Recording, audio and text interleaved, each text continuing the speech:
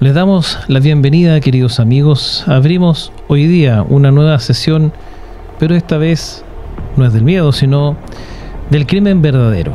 ¿No es verdad? Bienvenidos a este tribunal de lo que vamos a ver hoy día, que es la conducta criminal y todos esos misterios que nos llevan a pensar en cómo es posible que esto pase, en qué es lo que tiene que estar pensando alguien, en el fondo el destino, ¿no? El destino de alguna forma que no sabemos en qué minuto nos puede tocar. Así que vamos a darle primero que todo la bienvenida. Les saluda Felipe González, periodista, y por supuesto siempre, como cada semana, está con nosotros nuestro querido amigo y también conductor de este programa, Jorge Zavala Berríos. ¿Cómo estás tú, querido Jorge? Bien, amigo Felipe, saludando a todos los que a esta hora están en el estreno de nuestro programa. Y sí, este programa puede ser satélite de la Noche del Miedo, un poco para hablar de True Crime. Es una suerte de, ¿cómo podríamos decirlo? Como sección, quizá, ¿no? Como sección, ya lo estaban pidiendo. Sepan ustedes que siempre más o menos esta sección va una vez al mes. Al menos una vez al mes, claro. Así que ya está instaurado ya, y como ustedes saben, tenemos como ya parte de este programa también a quien es el protagonista del análisis, ¿verdad?, criminal en este programa, que es nuestro querido amigo, subprefecto en retiro ya de investigaciones, subjefe de la brigada de homicidios metropolitana, ¿no?, una de las más importantes del país, y está con nosotros una vez más para entrar hoy día en el análisis de la mente criminal. ¿Cómo estás, querido Gabriel? Hola. ¿Todo bien? Bien, todo ok, gracias. Todo ok, bien. Excelente. Bueno, hoy día vamos a entrar de inmediato en materia, ¿no? Y tenemos hoy día un caso que yo creo que la mayoría de quienes nos están viendo desde Chile van a recordar muy fácilmente, ¿no? Porque no es muy antiguo este caso. Y bueno, la verdad de las cosas es que no estamos hablando en esta ocasión de un asesino en serie o un psicópata, ¿verdad? Pero sí tenemos la historia incomprensible de cómo alguien que tiene acceso a un arma, no sabemos por qué, porque no debería, ¿no es verdad? De pronto, y por una cuestión casi azarosa, termina quitándole la vida a dos personas, ¿verdad? En el contexto de unos disturbios. Cuéntanos más o menos cómo es la historia, querido Gabriel. Bueno, el contexto de esta investigación, este hecho lamentable que se desarrolló en Valparaíso, fue hace 10 años, en el año 2015, en circunstancias que el 14 de mayo del año 2015, gran parte de la opinión pública, ¿cierto?, los medios de comunicación, estaban centrados en Valparaíso porque ese día la presidenta Michelle Bachelet en ese tiempo daba su discurso en el Congreso, ¿cierto?, dando cuenta de la cuenta pública. Claro, la cuenta pública.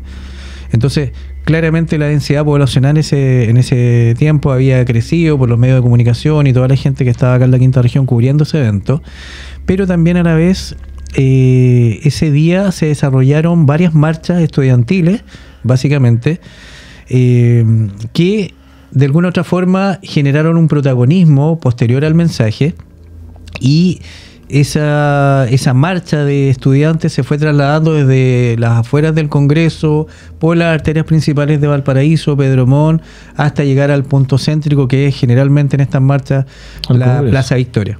¿Ya? Entonces, en este contexto, cerca de las 15 horas, pasadas las 15 horas, ¿ya?, cuando varios jóvenes se encontraban en la inmediación de la Plaza Victoria, marchando, de alguna otra forma manifestándose, se produjeron algunos desórdenes ese día. Algunos jóvenes empezaron a rayar paredes, a hacer un poco de desorden, de daños en diferentes lugares, y en ese contexto, en la calle Molina, que es la calle que está lateral a la Plaza Victoria, los locatarios y gente que vive en ese sector, de alguna otra forma intentando contener a lo mejor esos daños o rayados que se estaban produciendo en las fachadas de los centros comerciales o domicilios, generan un altercado entre jóvenes que estaban participando de esta marcha, estudiantes, universitarios, técnicos de diferente origen, y a la vez también con esta gente, ¿ya? Ahora, Perfecto. lo que nos llama a nosotros como institución ese día es que lamentablemente estos desórdenes o estas discusiones que se generan ese día, se produce un disparo que genera la muerte de 2 jóvenes ese día en el lugar. ¿De 2 jóvenes? 2 jóvenes, Ok. de acá de la quinta región.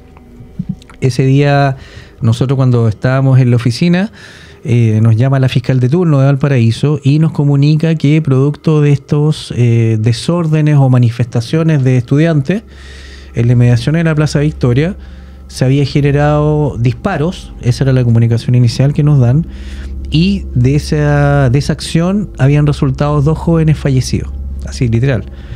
Entonces, Incluso recuerdo, claro, en esa época yo trabajaba en un medio de comunicación de acá de la quinta región, y recuerdo que incluso se pensaba que Carabineros había realizado un disparo. de hecho las imágenes de ese tiempo lo dan cuenta de prensa, ¿cierto? De las noticias y todos los canales que estaban cubriendo este evento, que era el mensaje presidencial y después todo lo posterior que fueron estas marchas. Claro, había alta presencia de carabineros, ¿cierto? De fuerzas especiales conteniendo a estos jóvenes, intentando canalizar un poco la marcha, el recorrido, el traslado de estos jóvenes y los eventuales desórdenes que se estaban dando en ese momento.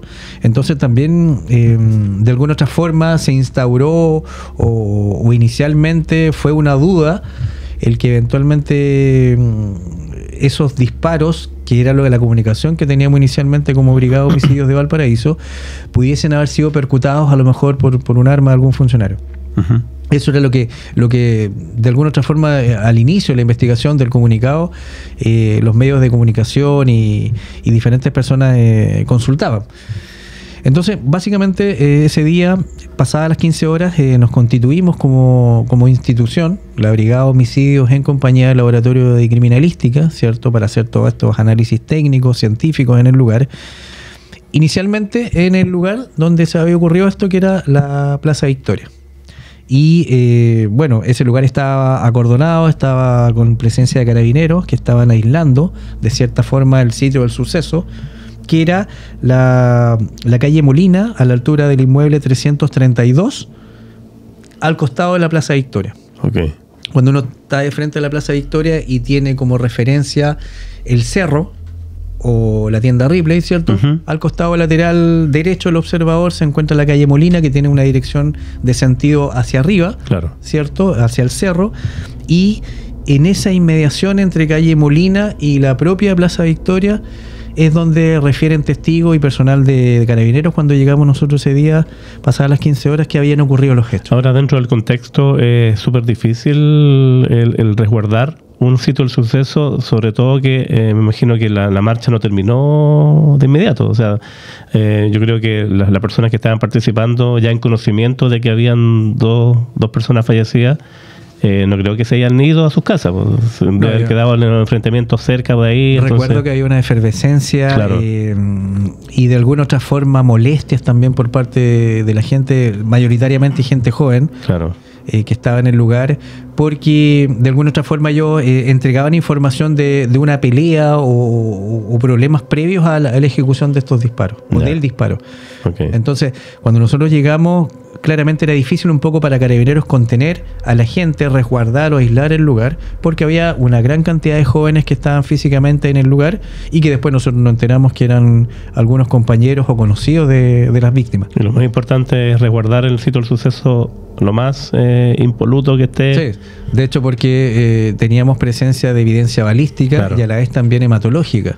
Entonces, cuando nosotros llegamos al lugar, pese a esta dificultad de la gran cantidad de gente y el tránsito que ellos provocaban en el lugar, que también puede de alguna otra forma contaminar el sitio de suceso o cambiar ciertas situaciones, se hizo primero un trabajo de poder delimitar el lugar, delimitar la zona, la plaza, ¿cierto? Aislar el lugar, poder sacar a la gente que estaba presente en el lugar, para efectos de poder de ahí hacer una inspección y en base a los antecedentes que nos estaban proporcionando, testigos y personal policial, poder tomar conocimiento de más o menos cómo se había generado este hecho. Okay. Y en ese sentido tomamos conocimiento que ese día, producto de estas acciones previas de eventuales rayados, desórdenes que se estaban produciendo en la calle Molina, gente residentes de esa misma calle, con una afán a lo mejor de contener esta situación, entran en una discusión fuerte con jóvenes que estaban a lo mejor participando de la marcha o derechamente en los rayados o desórdenes que se estaban dando en ese lugar. Okay.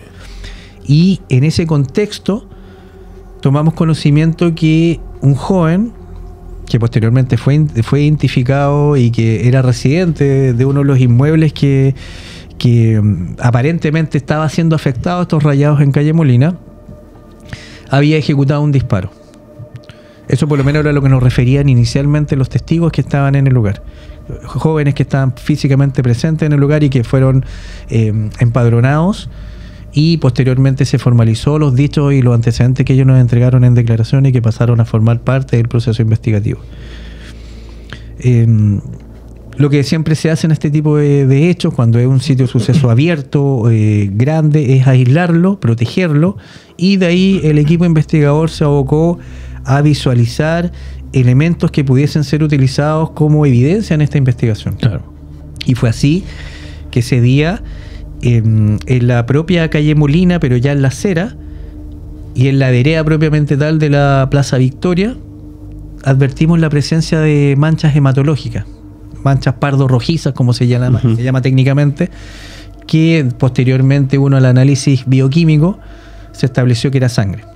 Ahora, la obligación de tenerlas presentes en el lugar y en el contexto de que gente había sido herida por arma de fuego no generaba la necesidad de fijar esas manchas en el piso, y posteriormente la técnica refiere con una tórula, ¿cierto?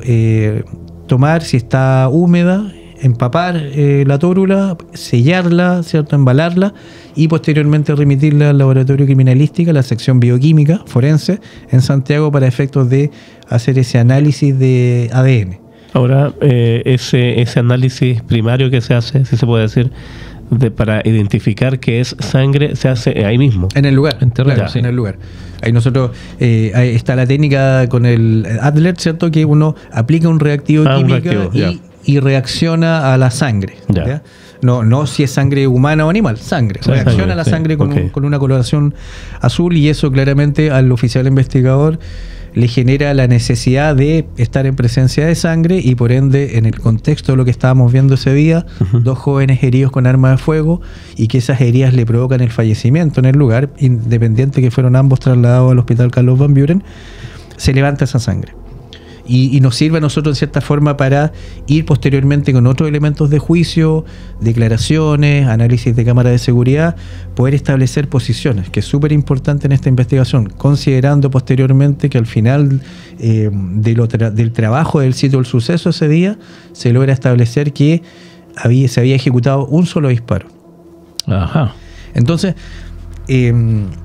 se hace este análisis del sitio del suceso, encontramos manchas pardo-rojizas en la vereda de la Plaza Victoria, y al interior de la plaza propiamente tal, donde está la jardinería, está la tierra, que nos daban a entender que las víctimas se encontraban físicamente paradas o deambulando en una dinámica de movimiento en ese sector, que concordaba en cierta forma con los antecedentes iniciales que nos entregaban los testigos, acompañantes, compañeros de universidad, estos muchachos en el lugar.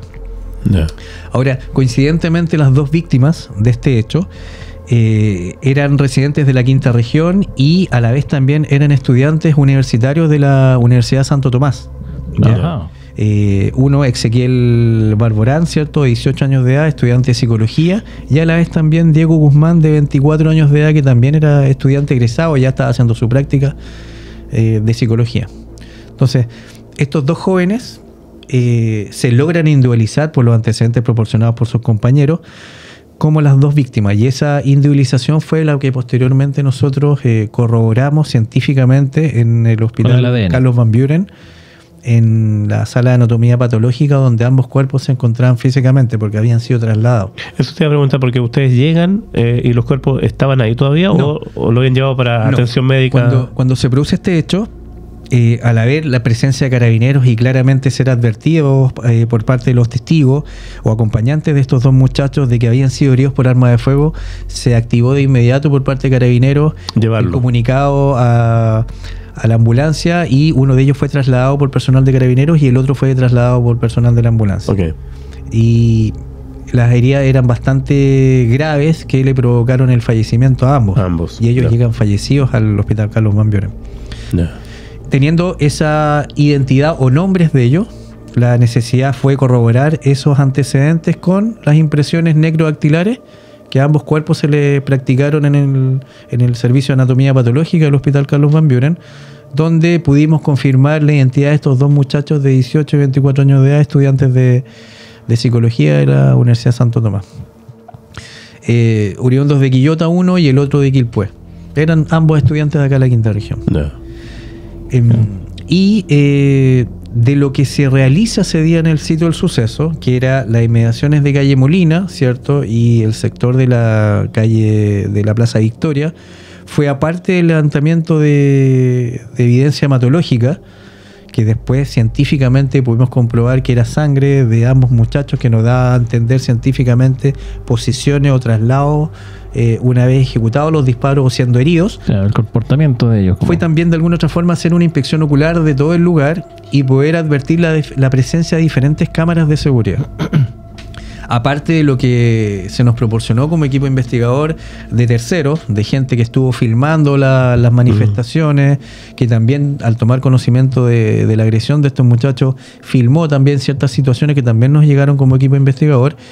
De igual forma nosotros rescatamos también imágenes de cámaras de seguridad de diferentes locales o edificios que estaban en las inmediaciones, que también nos proporcionaron horarios, nos proporcionaron dinámicas de movimiento y a la vez también al análisis de las vestimentas que nosotros encontramos de los muchachos cuando se hace el examen externo médico criminalístico en la sección de anatomía patológica del Hospital Carlos Van Buren. Logramos contrastar esas vestimentas que ellos portaban o vestían al momento de ocurrir el hecho con las vestimentas, ¿cierto?, de las imágenes de las cámaras de seguridad que nos daban cuenta de los movimientos que ambos muchachos tienen en el lugar. Que primero se logra establecer que no estaban participando activamente de estas eventuales agresiones o desórdenes o rayados de fachadas de domicilio. Estaban ahí nomás. Estaban distantes incluso al sector del domicilio del imputado, ya, porque el imputado vivía en uno de los domicilios dispuestos en calle Molina, frente a la Plaza Victoria, y a la vez también logramos hacer un análisis claramente de las vestimentas, porque las vestimentas fueron desgarradas por la acción de los proyectiles, del proyectil balístico que atraviesa cierta ropa, las telas y posteriormente ingresa a los cuerpos.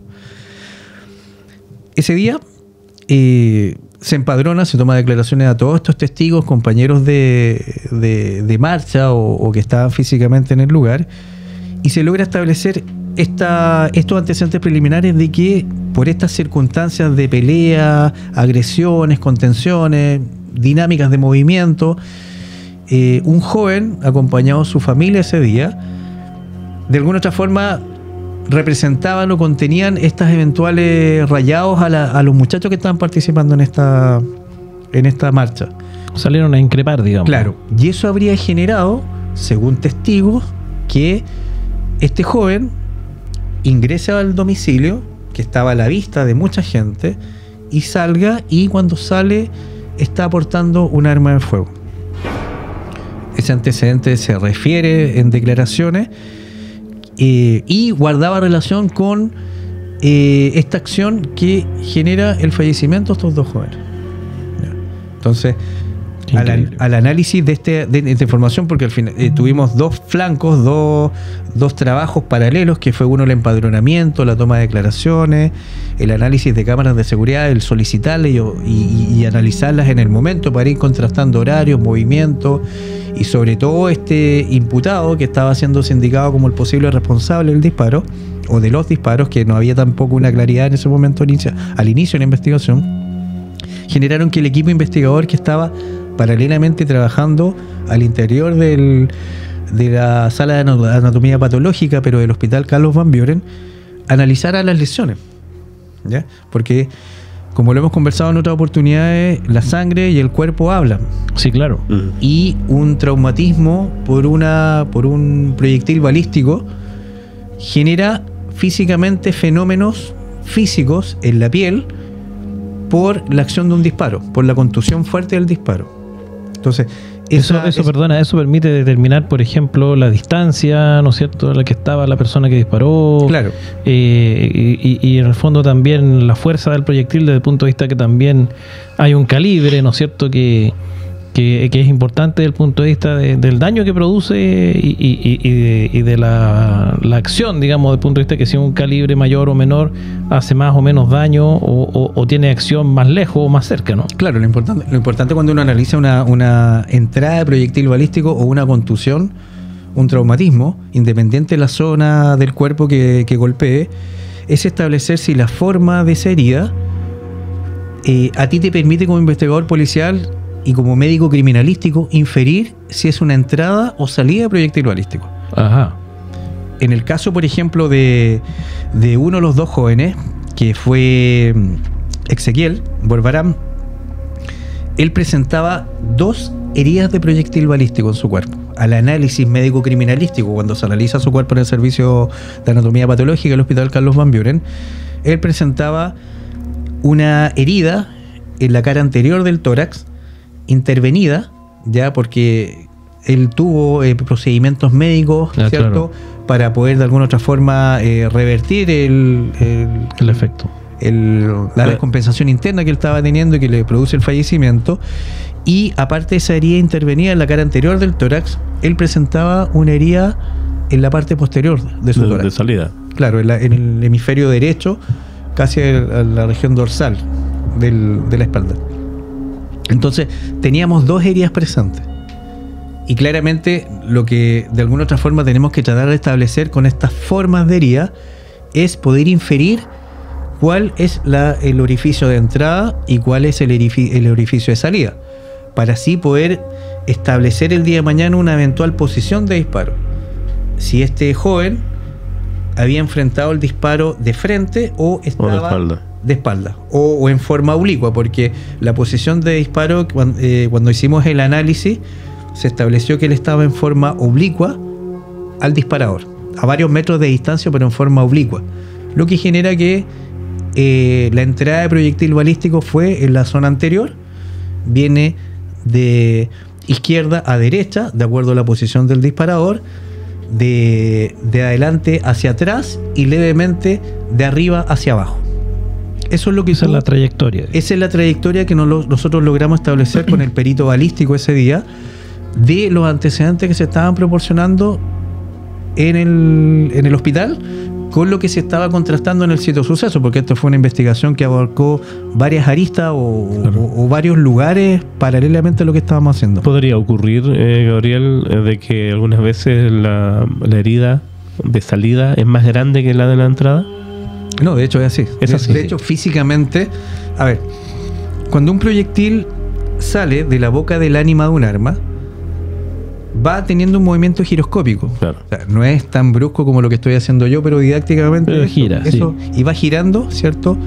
Porque el cañón es estriado, el cañón del arma, claro. Hay que pensar que un arma de fuego tiene un mecanismo que genera que con la deflagración de la pólvora y la detonación que se produce adentro, ¿cierto?, por los elementos de los propelentes o la pólvora, ¿cierto?, antimonio, bario y plomo, estos en los porcentajes que están generan con la explosión que la fuerza, la única posibilidad que tiene es salir hacia adelante por la boca del cañón. Y esa es la propulsión, esa es la energía que genera que el proyectil salga. Pero en su salida va recorriendo el ánima del cañón en forma giroscópica, y esto en milimésimas de segundo. Entonces, al salir, ¿cierto?, va impregnándose de los dibujos que tiene esta ánima, del arma. Y cuando sale con una fuerza, y si no media algún elemento físico, sigue una trayectoria. Claro. Pero de golpear un cuerpo, por ejemplo, genera fenómenos físicos, ¿cierto?, como herida, y si tiene la posibilidad de traspasar intracorporalmente y pegar golpear partes blandas, va a poder salir. Claro. Porque un proyectil balístico, como el que se utilizó ese día, un calibre 9 milímetros, tuvo la capacidad de entrar y salir. Golpeó partes óseas, pero no con una importancia tan grande que significara contener y quedar alojado en el cuerpo. Hay muchas veces que por una ejecución de un disparo, el disparo ingresa a alguna zona del cuerpo, golpea una parte ósea y se desvía. Claro. Y a lo mejor sale por una zona que no es lógica a la posición de disparo. O sea, uno tendería a pensar que si yo enfrento a una persona de frente y le disparo, debiese ir derecho, oblicuo, hacia arriba o hacia abajo el disparo, va a contundir la piel o la parte que ofrezca la víctima y después va a salir en forma horizontal, oblicuo o ascendente, pero esa va a ser como el recorrido. Pero muchas veces nos enfrentamos a que intracorporalmente ese proyectil puede golpear la columna, una costilla, una cadera, internamente, y se desvía y sale por otro lugar. Y es ahí que muchas veces tenemos que analizar bien las entradas y salidas de proyectil balístico para establecer cuántos disparos tuvo de entrada, cuántos fueron de salida y posiciones de disparo, porque cuando tenemos víctimas que tienen 5, 6, 10, 15 orificios y tenemos una dinámica de declaraciones que hablan de varios disparadores, eso es súper importante.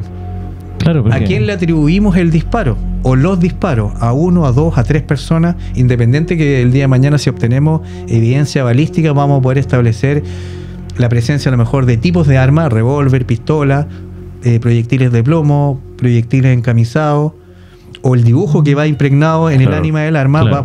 Vamos a poder establecer si hay 2 o 3 armas involucradas, porque el rayado que deja el paso del proyectil por el ánima de un arma es único. Claro, eso lo conversábamos también fuera de micrófono antes de empezar, pero es un tema súper importante. Además de, como dice Gabriel, el tipo de arma es el tipo de bala también. También Sí. porque tenemos calibre 9 milímetros, Claro. punto .40. O las puntas huecas que hablábamos, de las hollow point, Entonces, que se justamente, quedan dentro del cuerpo y esas no tienen salida. y no tienen salida, claro, son mucho más invasivas. Claro. ¿Ya? A diferencia, por ejemplo, del 9 milímetros que traspasa. Entonces, el fabricante tiene diferentes formas balísticas de tener esos proyectiles que van generando fenómenos físicos en el cuerpo de un ser humano. Claro.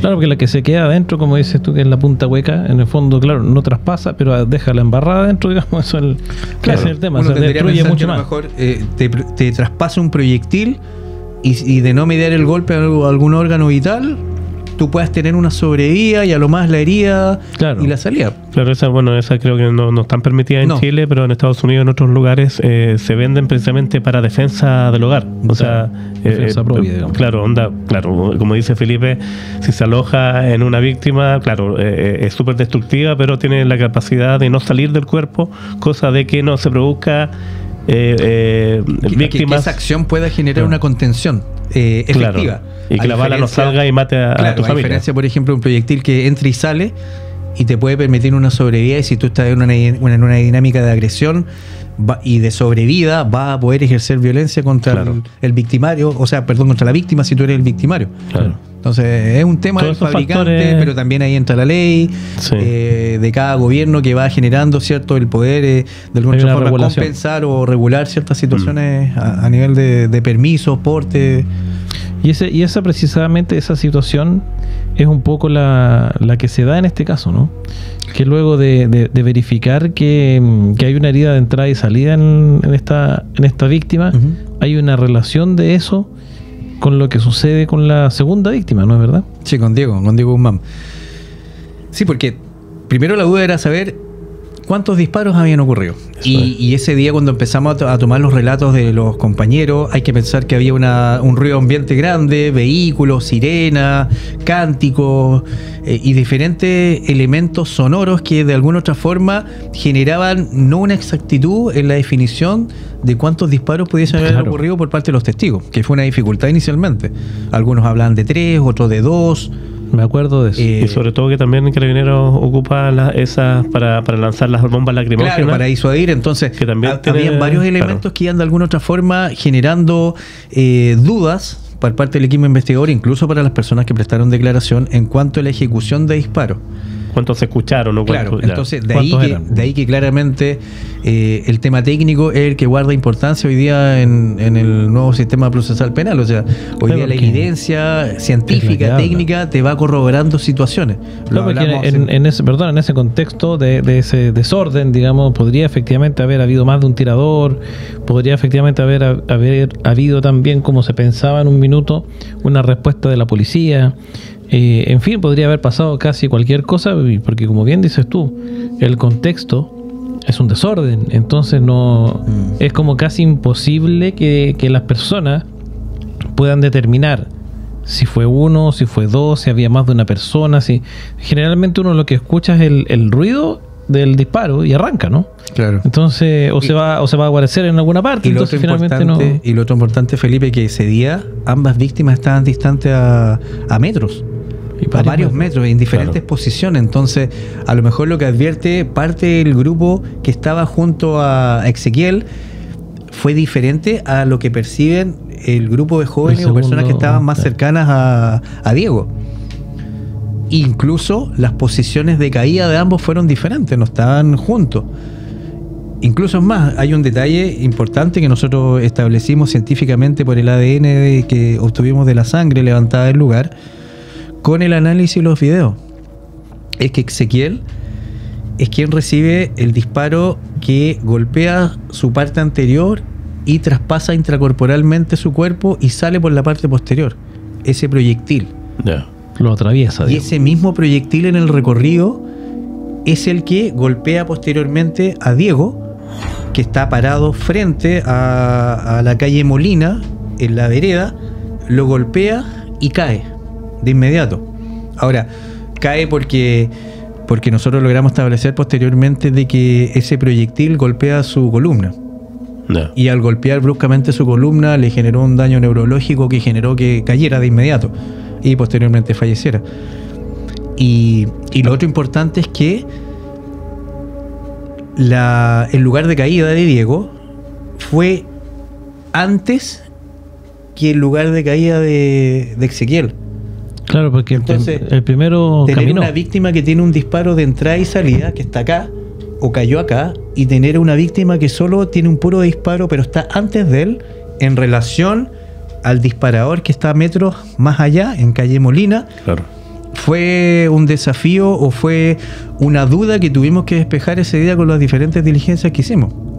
Dentro de ellas, por ejemplo, lo que hablamos hace poquito, el tema del análisis de la sangre, que dio cuenta de una fuente emanadora de sangre, claramente en ambos muchachos, la parte anterior de su cuerpo, que generó goteo.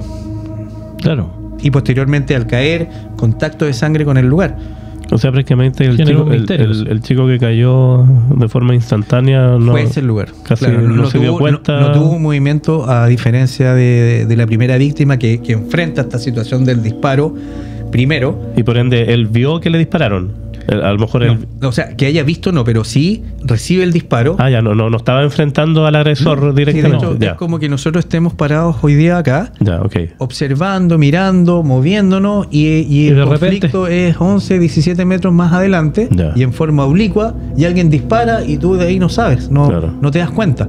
Ahora sí, él siente algo en su cuerpo y eso genera que él gire y se vaya y se interna dentro de la plaza. Y posteriormente caiga ahí. Sí. Y eso es lo que en su principio, cuando nosotros nos constituimos en el lugar y empezamos a recoger los antecedentes de los testigos, más esta evidencia hematológica, nos generaban un poco de... Claro, nos generaba una duda de señalar dos víctimas por disparo, uno con una posición clara, entrada y salida, el otro con una posición solo de entrada de proyectil. Testigos que hablan de dos disparos, testigos que hablan de uno.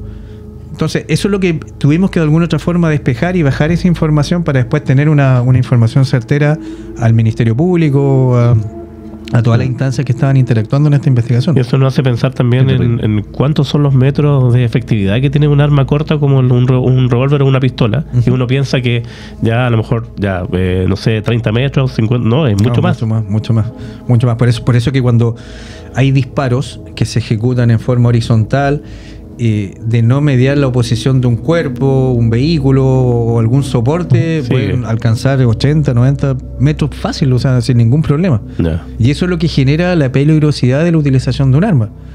Por eso que la recomendación muchas veces cuando uno tiene un arma es no utilizarla en espacios públicos.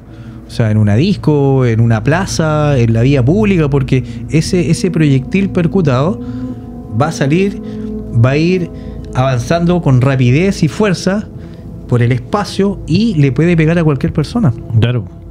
Y ahí es donde Entonces, se producen los accidentes y todo eso. Claro, por ejemplo, disparar un arma te genera una trayectoria que tú no sabes dónde va a ir. O Y incluso sea, los rebotes, ni siquiera directos. Se puede rebotar en el concreto, en una pared, devolverse y pegarle a alguien. Así. O sea, estos tipos que disparan al aire por hacerse los choros, están disparando balas al aire y Sí, eso porque tiene que caen caer en algún lado. parte. Claro. Y- Eso pasa con los funerales narco y todo eso. Y por la fuerza de gravedad, a medida que va tomando más altura ese proyectil, después va bajando, pero con una fuerza que no es la inicial, sino que es mucho más fuerza. Claro. Imagínate que alguien esté parado y le llega un proyectil en la cabeza, le atraviesa la cabeza. De todas maneras. La calota tiene una cierta resistencia, pero Ajá. a un proyectil que viene con fuerza le va a producir un daño. O sea, una piedra te puede matar que venga. Sí, imagínate una bala. De hecho, el año 2013 en Santiago hubo una investigación de una folclorista.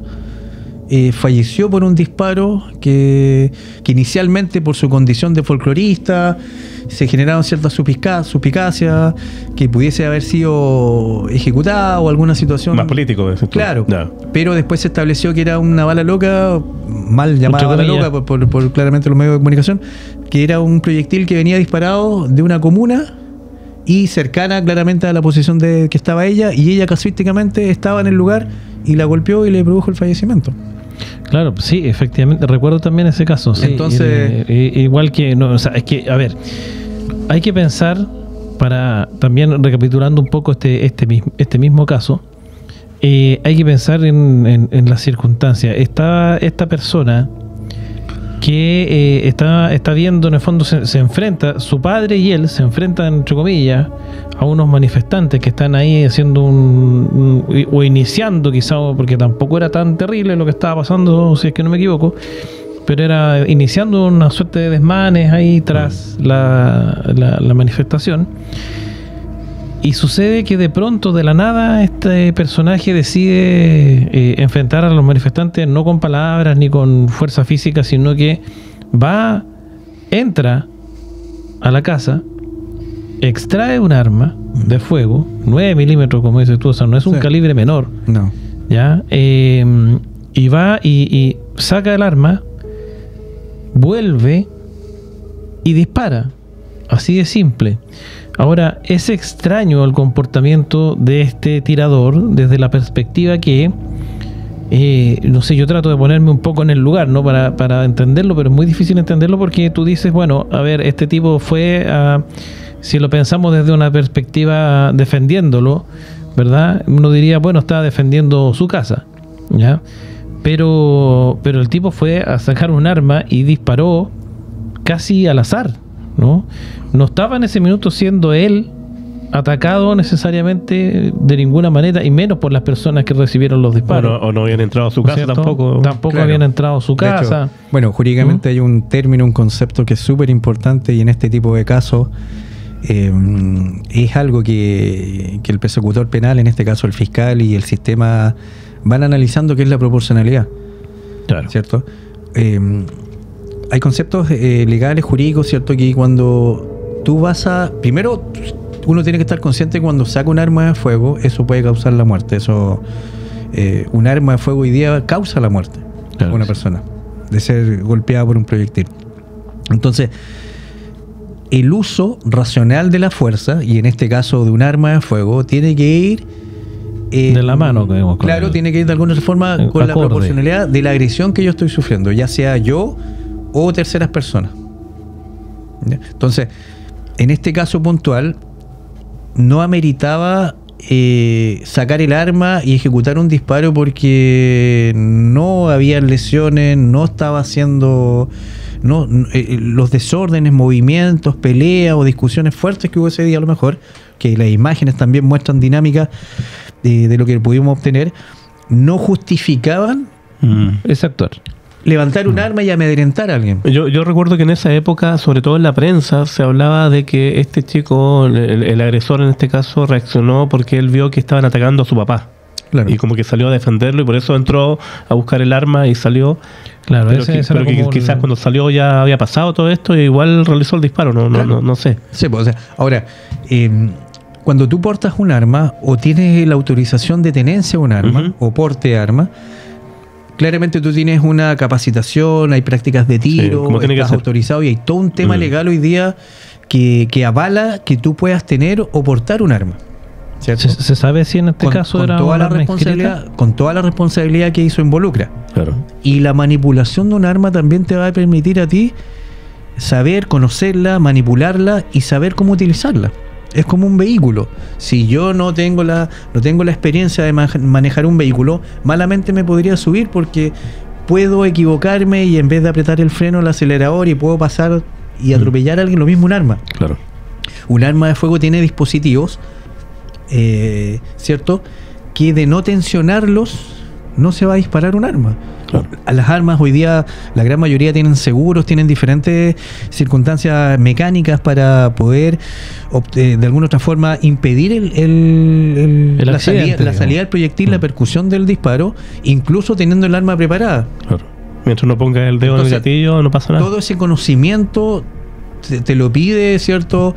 Un proceso de postulación para obtener un arma de fuego, las capacitaciones o prácticas de tiro que tú puedas tener para el día de mañana estar validado. Y por supuesto un examen psicológico. Hoy día claro. no se justifica que tú dispares en la vía pública por algún hecho que a lo mejor no reviste primero peligro inminente de tu vida, ni siquiera un peligro a lo mejor que te golpeen, que te quiten un auto, y peligro inminente de tu vida, y eso claramente la fiscalía o una investigación lo va a perseguir.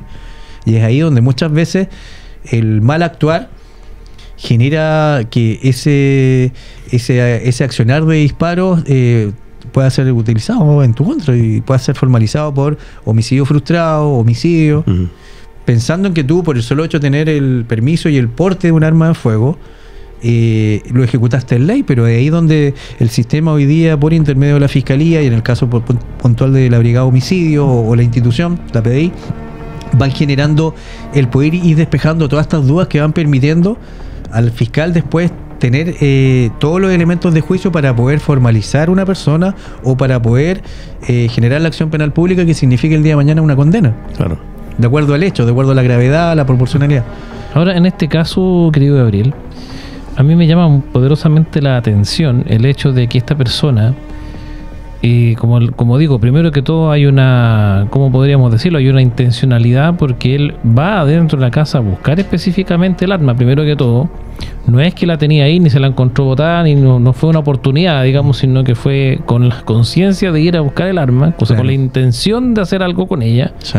Y en segunda instancia, si está esta persona ahí, se enfrenta a un grupo grande, se supone, no masivo, digamos, pero obviamente mucho más grande que él y su padre, ¿no? No sé, que el hecho de que haya ejecutado un solo disparo, ¿qué nos dice, digamos, desde el punto de vista de no sé, de cuáles serían a lo mejor las intenciones de este personaje? Porque como bien decía Jorge, se hablaba de que en un principio la cuestión era defender al padre, ¿no? Que se supone que el padre fue el primero en salir a increpar a las personas que estaban haciendo estos rayados y estos desmanes. Y claro, obviamente en buen chileno se le botaron a choro, ¿no es cierto? O sea, lo estaban amenazando quizá, ¿no es cierto? Hubo un forcejeo. Pero tampoco, o sea, claramente esa era una situación que ameritaba defenderlo quizá, pero no sé si a balazos, ¿no? Y por otro lado, este disparo que ejecuta esta persona no afecta a nadie que estuviese involucrado tampoco en ese hecho. No, entonces, ¿de dónde, claro, de dónde, cómo se configura, cómo se puede entender quizá el actuar de esta persona, ¿no es cierto? Que Giuseppe Briganti, ¿no es cierto? Que es quien perpetra este disparo y que en el fondo a mí eso es lo que me llama la atención, cómo entender esa acción más allá de lo obvio, ¿no es cierto? Y de lo que hemos comentado, que es absolutamente irracional, pero al momento de ir adentro a buscar el arma, sale y dispara al azar. No estaba establecido esto, pero que se le disparó. No sé, ¿cómo se entiende cómo actuó esta persona? No sé si tienes tú esa idea.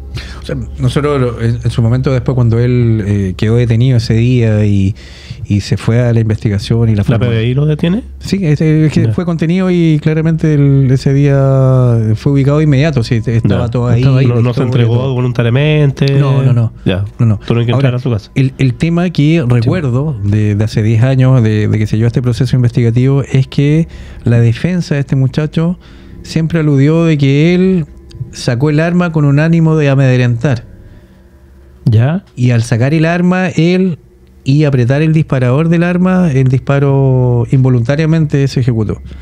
Pero eso no dio cabida o técnicamente de alguna otra forma fue desvirtuado por parte de la investigación y las pericias que se hicieron, porque el tensor del disparador no era sensible como para explicar o dar asidero a esa postura que tenía la defensa del imputado, de que el roce o el contacto había generado que el disparador se accionara y eso ejecutara, que la aguja percutora golpeara el culote del proyectil y todo el mecanismo interno que se genera para efectuar un disparo, un arma como una pistola.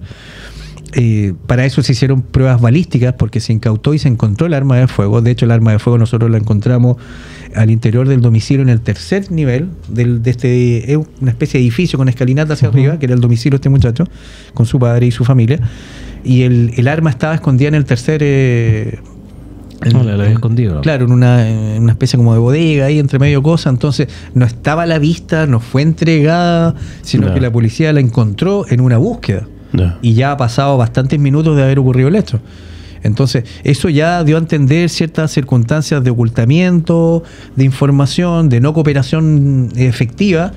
Y lo más importante, que a la pericia balística del disparador, del gatillo, como le dice la gente vulgarmente, pero el disparador, la tensión que tenía ese disparador era suficientemente tensa para efecto de tener que accionar con fuerza el dedo. Eso va a depender siempre del tipo, de la marca incluso de la pistola. Y el funcionamiento del arma, la mantención y muchas situaciones. Claro. Entonces, no pudo argumentar la defensa de que el poner el dedo involuntariamente en esa zona haya generado un disparo involuntario.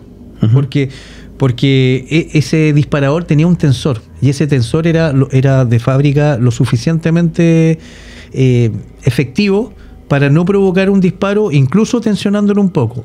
¿Ya? Por eso que cuando uno va a prácticas de tiro, por ejemplo, la gente que ha ejecutado disparos, le enseñan que empiece de a poquito a tensar el disparador y dispara, y empiezan a apretar hasta que sale el disparo. Claro.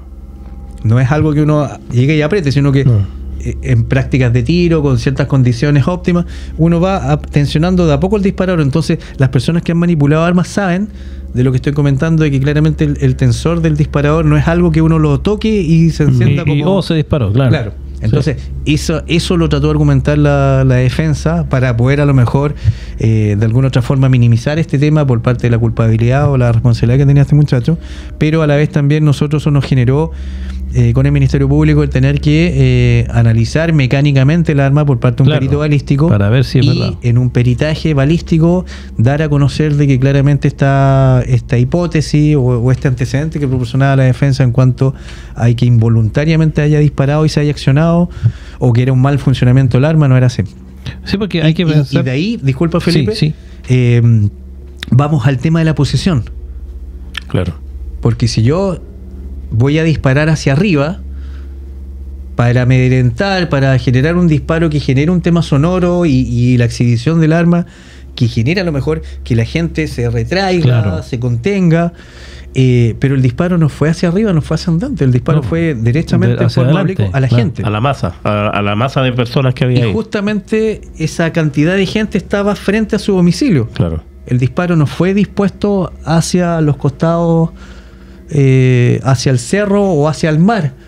Para haber dicho, fue involuntario. Él tomó el arma y tuvo la mala ocurrencia de poner el dedo en el disparador dentro del marco y se le disparó. sino que fue una acción, y eso claramente fue acompañado con diferentes situaciones técnicas que dieron aval de que él tuvo una intención de disparar. O sea, ese es el elemento de seguridad Sí. número uno cuando uno manipula un arma, cuando uno ha estudiado el manejo seguro, es no poner el dedo en el disparador hasta el último minuto. Claro. Entonces, así y aún así, el funcionamiento del arma te permite también tener dos alternativas más. Exactamente. Claro. El seguro, que claramente todas las pistolas hoy día y armas de fuego tienen seguro, y lo otro, la tensión del disparador. Claro. Exacto. Entonces tú tienes varias opciones antes de ejecutar un disparo. Es que ese es el punto. Yo O sea, eso... esto estamos hablando en segundos, pero, Claro. Sí, obvio, pero que son medidas es de algo- seguridad que de cierta forma te van a permitir a ti incluso rozar el disparador, y si no la tienes bloqueada o no la tienes asegurada el arma, no te ejecute un disparo tú. Claro, no disparas en los pies, como se dice. Pero fíjate tú que a mí eso es lo que me llama también la atención mucho, porque a eso iba precisamente, al hecho de que la intencionalidad de realizar esta acción está desde el momento en el que el tipo, primero que todo, entra a buscar la pistola. Segundo, la pistola está cargada. Claro. Tercero, cargada y lista para disparar. O sea, sin seguro, ¿verdad? Etcétera, etcétera. Preparada. Preparada, ¿no es cierto? Con bala en recámara, qué sé yo, todo. Hay una todo lo que manipulación implica. previa. Claro, entonces, eso es, si yo quiero amedrentar, ¿no es cierto? A lo mejor la muestro nomás, primero que todo. Y tal como decías tú, ¿no? Si yo quiero también de pronto hacer ya es mucha gente, entonces ya a lo mejor efectivamente disparo al aire, pero el disparo al aire nunca es hacia adelante, ¿no? Todo eso, Ya. hasta en las películas uno ve que el disparo al aire siempre es hacia arriba. Entonces, Y también peligroso. o sea, igual hablamos de peligroso, recién de digamos, un pero... disparo Sí, o sea, que se puede tiene- proyectar en el espacio, puede caer y pegarle a alguien. No, tiene un peligro igual. Comentábamos Un caso. off the record, ¿cierto? Exacto. Tú lo recordabas, ¿cierto? El caso Sí. de este gendarme que en un procedimiento, o sea, en un... Exactamente. Empezaron a atacar, también iban en la calle y los agarra una marcha en Santiago Era un carro de gendarmería. de gendarmería recuerdo. y empiezan a atacarlos a ellos y ellos, claro, para amedrentar también tiran un disparo al aire y claro, se disparan y le matan a una Y persona claro, en un gente que está a departamento. lo mejor asomar los balcones mirando Claro. esta escena. Claro, exactamente. Y le llega una Entonces, persona en una ventana. Con Entonces, ese hecho y este otro, damos cuenta en el tiempo, en la historia, que la utilización de un arma siempre va a ser Claro, o sea, difícil. O sea, va a ser delicado. Va a ser Sí. delicado. Un arma de fuego provoca una muerte. Es que Claro. Un están arma hechas de para eso. fuego, un obvio. arma de Esa fuego es la en una idea. casa, lo conversamos también off the record Mm. antes de empezar el programa. Tú tienes un arma de fuego y un familiar tuyo, una visita, puede encontrar en un arma de fuego una solución a un problema. Así, Exacto. así de directo. Exactamente. Así de directo. Y si esa persona conoce el lugar donde tú la guardas y tú no tienes la precaución de tenerla bien escondida, bajo llave, en una caja fuerte y todos los temas legales que hoy día existen, puedes provocar un accidente. Los niños hoy día que tengan un acceso a un arma de fuego y la manipulen, hemos tenido cuántos Terrible. casos a nivel nacional de niños manipulando armas de fuego que están cargadas Y que, claro, producen accidentes termina gravísimos disparándole a otra persona o a sí o mismo. hechos fatales. Entonces, un arma de fuego está diseñada para la guerra, sobre todo las pistolas, y están diseñadas para herir gravemente o causar la muerte a un ser humano. El mecanismo, el diseño, la fuerza, la potencia, están diseñadas para eso. Entonces, uno al momento de sacar un arma de fuego y levantarla, sabe que puede ser el resultado ese. Contener, hoy día uno genera violencia y recibes más violencia. Exacto. En una discusión, en una pelea, sacar, imagínate la cantidad, la efervescencia que había ese día en la plaza, jóvenes marchando, siendo contenidos por carabineros, y de repente una persona saca un arma y los amedrente, podría haber provocado que estos muchachos se hubiesen ido encima. Claro. Y a lo mejor el resultado había sido mucho más fatal de lo que fue. O podría también haber percutado más disparos y por ende haber habido muchas más víctimas. Claro. Pero mira, ejecutó un puro disparo Y hubo 2 víctimas. Y se llevó 2 víctimas. Porque la letalidad de esa arma, desde un arma de fuego, te puede provocar el ingreso, la trayectoria intracorporal dentro de un cuerpo, la salida por la parte posterior, como lo fue con Ezequiel, y posteriormente ese proyectil siguió viajando por el espacio con una pérdida de fuerza porque ya había contundido una zona que va generando pérdida de fuerza, pero esa fuerza fue capaz de golpear y contundir el cuerpo de Diego, que estaba metros más allá detrás de la primera víctima, golpearlo, ingresar y alojarse en su columna. Y él cae primero que el... Porque si no se hubiese... Claro, o sea, el tema que él caiga de inmediato a la vereda fue porque se desconectó neurológicamente. Claro, Eso una lo cosa entendemos por el neurológica. análisis de las cámaras y después el análisis del cuerpo. Pero si ese proyectil no hubiese chocado o no se hubiese alojado en la columna vertebral de la segunda víctima, habría salido. Y al salir, teníamos gente al interior de la plaza. Mucha O sea, podría gente en haber habido diferentes otra dinámicas. víctima más. Más herido. Claro. Imagínate con un puro disparo.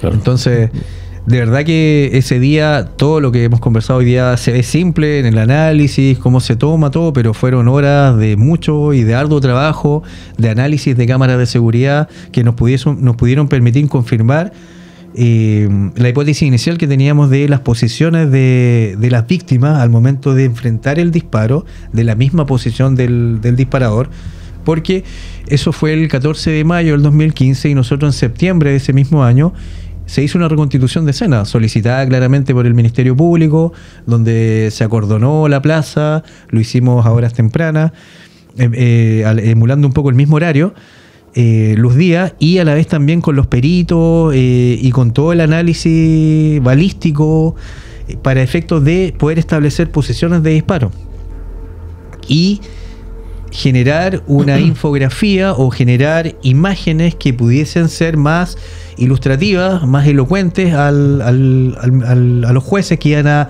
conocer de esta historia posteriormente en el juicio oral, de darles cuenta de que perfectamente la posición de disparo de Giuseppe dentro del marco de la entrada a su casa en forma oblicua permitía a distancia golpear a la primera víctima, que el disparo entra en forma oblicua y posteriormente ese disparo se proyecta en el espacio y contunde el cuerpo de la segunda víctima, y todo en una línea oblicua, a distancia. Y por el funcionamiento del arma, perfectamente era plausible. Claro. Y eso también fue acompañado de imágenes de cámara de seguridad que van dando cuenta de los movimientos de ambas víctimas en el lugar, que los posicionan distantes entre ellos, pero en un efecto de posiciones de posición a la línea del disparador que genera que ambos sean contundidos por el proyectil. Que eso me parece increíble, además que porque esto, a lo mejor tal como lo decías tú, Gabriel, como comparándolo un poco con el tema de la conducción, ¿no? Que alguien es como alguien se sienta al volante de un vehículo sin saber conducir. Pero aquí hay según yo, es como que alguien se sienta al volante de un vehículo sin saber necesariamente conducir y más encima dirige el vehículo hacia una persona, ¿no es cierto? Claro. Porque no es una cuestión de que, me equivoqué de botón, no sé, me equivoqué de pedal, no sé, me equivoqué de palanca, no tengo idea, y terminé pasando por arriba a una persona. Es que es como que fue derechamente. Es que el sentido, ¿sí el sentido común te llama a saber que si tú no tienes las condiciones, la experiencia y el conocimiento para poder conducir un vehículo, tú puedes atropellar a alguien, o sea, claro, eso es lógico. Es lógico, entonces y más encima juegas a eso, así como vas a atropellar a alguien así, claro, porque no tiene sentido el que esta persona saca esta arma con toda la intención de disparar, ¿verdad? Quizá no percutó más disparos porque se dio cuenta con el primero un poquito la embarrada que dejó, ¿no? Pero insisto, es como que se paró ahí y eligió al azar una persona. Porque tiene que haber, ¿no es cierto? Imagínense el escenario. O sea, ustedes tuvieron la oportunidad el otro día dijiste, no se dice interrogar, se dice entrevistar. Entrevistar, sí. ¿Tuvieron la oportunidad de...? No, sí estuvo con nosotros, trabajamos con él todo, pero él, es lo que dijo. Él dentro de su postura y claramente con la presencia de un abogado defensor, él insistió en todo este tema previo. De las discusiones de su papá, de lo que se estaba dando antes y restarle un poco importancia, pero restarle un poco de gravedad al hecho puntual de lo que él ejecutó. Claro, pero después, posteriormente, como estrategia de la defensa, fue aludir un poco a la inexperiencia, al mecanismo del arma, a lo imprudente, a lo involuntario de eventualmente haber tomado el arma y el disparador que se haya accionado en forma porque el arma me imagino que estaba inscrita, todo el cuento. Claro, pero él no era el titular de la tenencia o el porte. Entonces, claro. De ahí, independiente que no haya sido el titular, ya él comete un delito, sí, claro, que es la tenencia y porte del arma de fuego, porque no es que alguien se la entregue. Dentro de la investigación no establecimos que alguien se la entregara y él, al tomarla, la utiliza, sino que él derechamente se va al interior del domicilio, ejecuta esta acción de buscarla, porque sabía dónde estaba o dónde la mantenían, y después sale con el arma, la utiliza y después la guarda. Entonces hay una acción previa, hay una historia previa en proceso, que es el disparo, y posterior. Claro, ocultar o esconder el arma. Y todo eso es, para mí por lo menos, indica absolutamente la intencionalidad y deja hecha por tierra la teoría, ¿no es cierto?, de la accidentalidad, ¿no? Es que se lo estaba yo pensando así como muy desde afuera. Yo pienso que si el arma no está inscrita a su nombre, él no es el titular en este caso, por ende él no tiene por qué tener manejo seguro de arma de fuego. No, claro. No, de hecho. Y por eso, a lo mejor la defensa argumenta de que él no sabía manejarla y por eso se le escapa un tiro.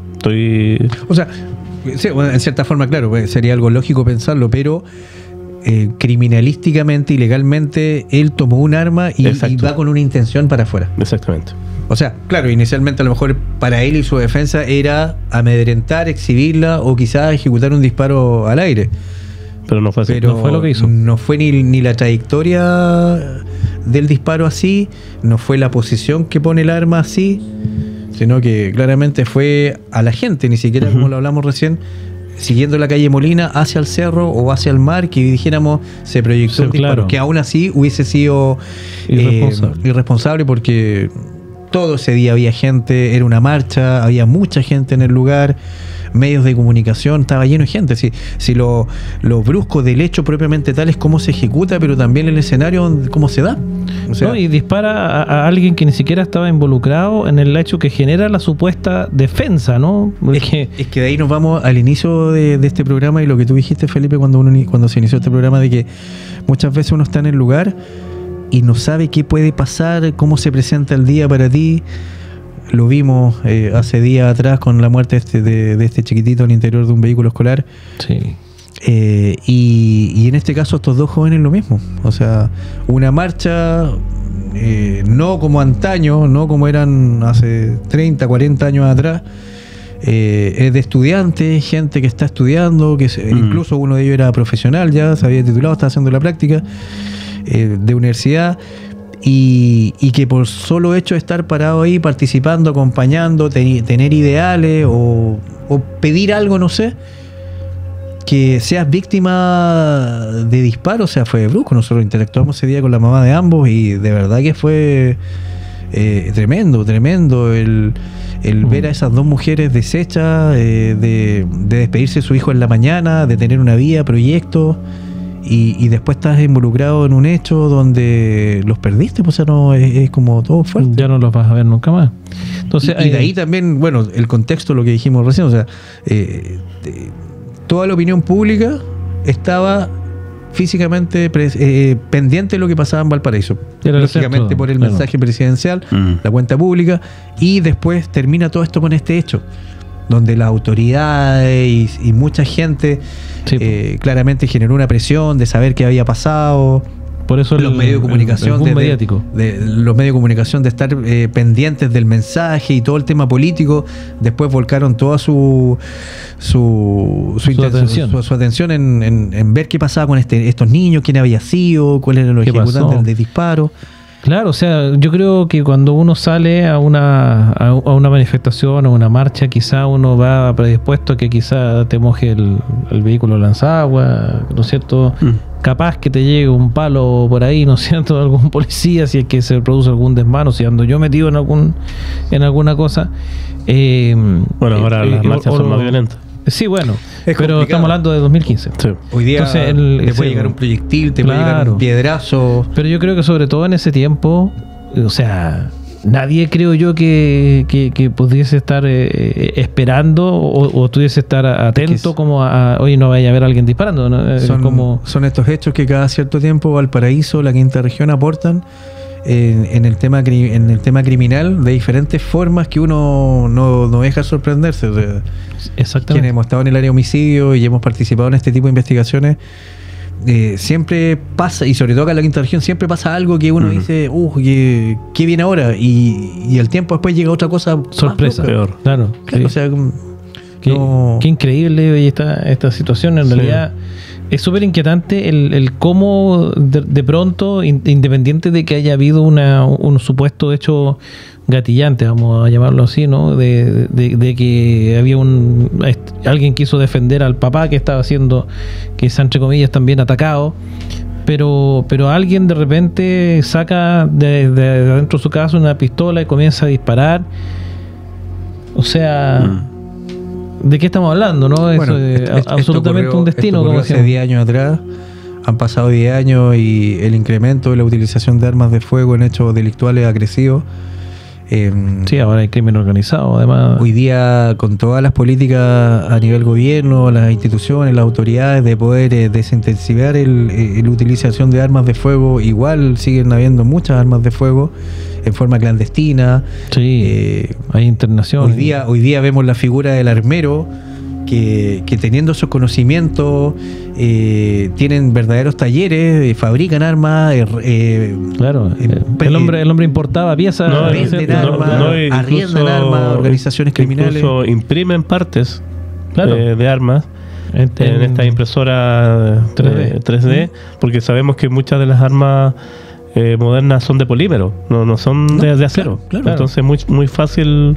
Y aunque a lo mejor que dure poco, pero cumple el objetivo igual. Claro, ¿no es cierto? Al final, aunque sea un arma que al primer disparo desaparezca, igual va por esa bala va a llegar a alguna parte.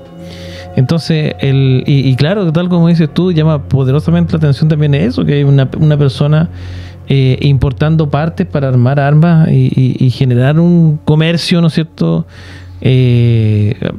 Bypaseando toda la legislación, toda la regulación. Entonces, no sabemos para dónde va esta cuestión. Este tipo, bueno, fue condenado. Bueno, él fue condenado a 17 años de presidio mayor en su grado máximo por los 2 homicidios con arma de fuego, a 4 años por el porte de arma de fuego y a 541 días por la tenencia de munición. Bueno, se le agregaron varias cosas. Ejemplificador igual de alguna manera. Le queda pocos años igual. A esta altura, sí. Bueno, ni tan pocos, porque ya tiene por lo menos como 10 años más. Claro. Sí, por lo menos. Amén de claramente las políticas a nivel de Gendarmería y del Ministerio de Justicia que van generando beneficios. Claro, diferentes situaciones intracarcelarias que van permitiendo de alguna otra forma conmutar un poco la pena, rebajarla o tener ciertos beneficios anticipados a la condena, claro, a la finalización de la condena. Bueno, esperemos que esta situación... Tremendo caso.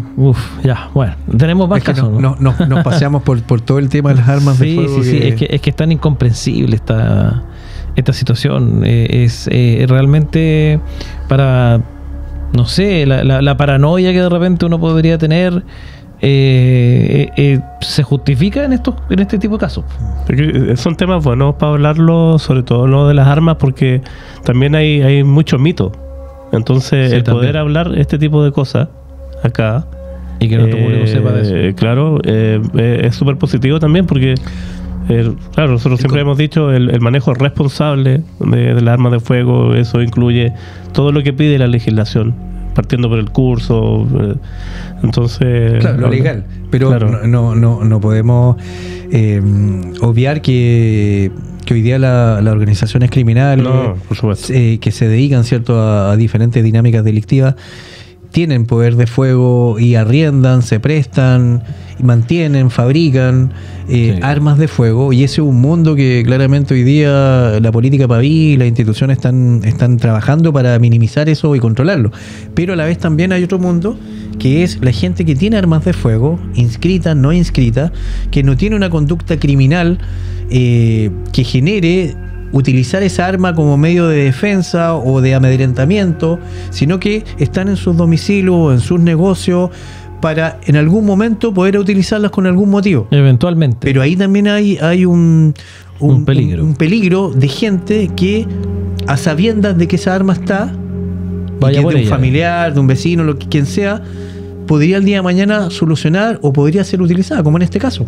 Bueno, En este caso, y justificadamente, claramente que sí.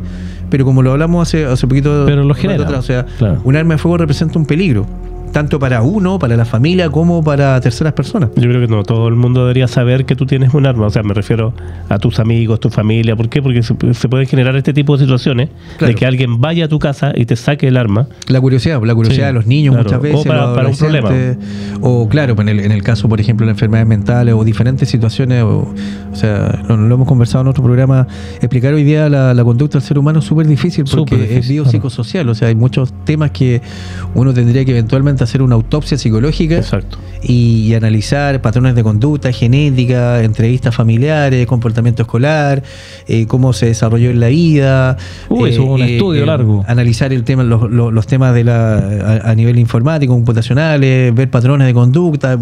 Sería un queso. análisis tan grande, tan técnico, para llegar a una posibilidad, ni siquiera ser certero y decir, esta persona tiene esta conducta por esto. Acercarse quizás, pero nunca uno va a poder ser fidedigno. Por eso que nosotros en hechos donde la gente, por ejemplo, o se quita la vida, o hay situaciones de desajustes conductuales, nunca puedes llegar a saber el por qué. Porque hoy día una enfermedad grave, la pérdida de un ser querido, una desilusión amorosa, un problema económico, no justifican una acción violenta. No hay una explicación. No, incluso es más, muchas veces nos hemos enfrentado como institución a investigaciones donde tú vas viendo todas las posibilidades que esa persona tuvo en la vida, monitoreo psicológico, acompañamiento de la familia y una serie de situaciones, y lamentablemente al final igual esa persona se rinde y atenta contra su vida. ese es O un al tema. contrario, muchas veces nosotros nos encontramos en investigaciones, incluso con armas de fuego, que ya la forma de fallecer es brusca, pero efectiva, rápida quizás. Muchas veces al escudriñar un poco con la familia, cuando se puede en cierta forma, por todo lo que uno vive, o sea, lo que vive la gente, personas que tienen un estatus socioeconómico alto, con oportunidades, con hijos, con esposa y una serie de plusvalía que dice uno, pero ¿y qué le faltaba a esta persona? Claro, pues muchas veces Y no te las explicas causas están cómo. en Salud otras mental. cosas. Preciosos hijos, un futuro, proyecto, un viaje de por medio, en camino, y varias situaciones que generaban, pero como si estábamos llenos de proyectos, lo conversamos y estábamos focalizando todo en esto otro, los niños, la casa, buen trabajo. Claro. Hay personas que muchas veces nos dan atisbo de tener situaciones al interior que pudiesen generar, pensar que esa persona pudiese atentar contra su vida. O sea, Como pasa muchas veces también con personajes famosos, ¿no es cierto? Que uno puede pensar, si lo tienen todo, fama, dinero, familia, etcétera, etcétera. Claro. Pero uno nunca sabe lo que hay detrás. por eso que la mente humana es Un universo. Complejísima. es difícil. Y cada vez más, y sobre por- todo en la parte criminal. O sea, No, claro, y además que los estudios también... se los desde- comenté una vez yo, nosotros a veces nos enfrentamos con gente que parece humano, se visten como humanos, pero son Actúan verdaderos como extraterrestres. O sea, tú no nos entiendes, cero arrepentimiento.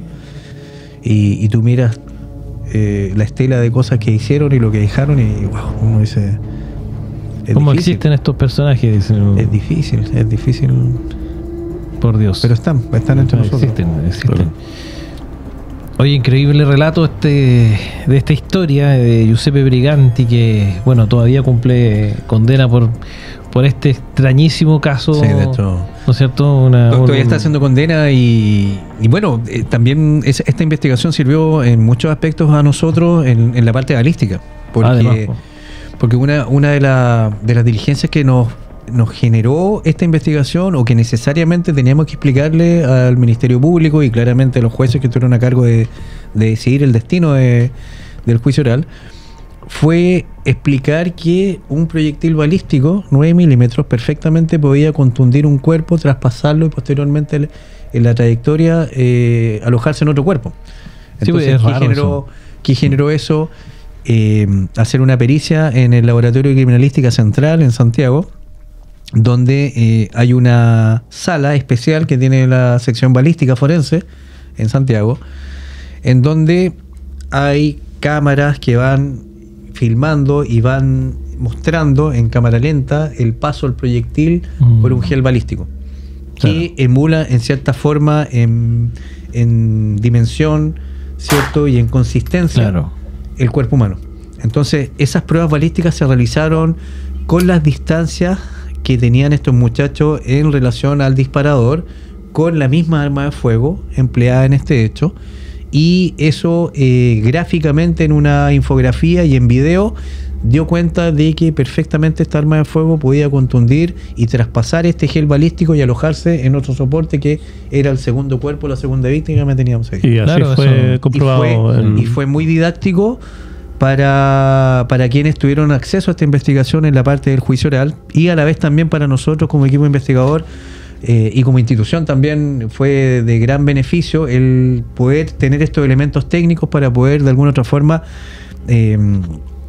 emular, ¿cierto? O reconstruir, ¿cierto? Esta ejecución del disparo con esta arma en la posición en forma oblicua y que traspasara este gel balístico, que son pruebas que hoy día se hacen técnicamente y que de alguna otra forma permiten confirmar lo que nosotros obtenemos del servicio médico legal con la trayectoria intracorporal de un proyectil y las posiciones de disparo que vamos nosotros estableciendo de las cámaras, de los empadronamientos, de todos los elementos, de la evidencia hematológica y todo lo que encontramos en un lugar para poder posicionar víctima, victimario, distancia.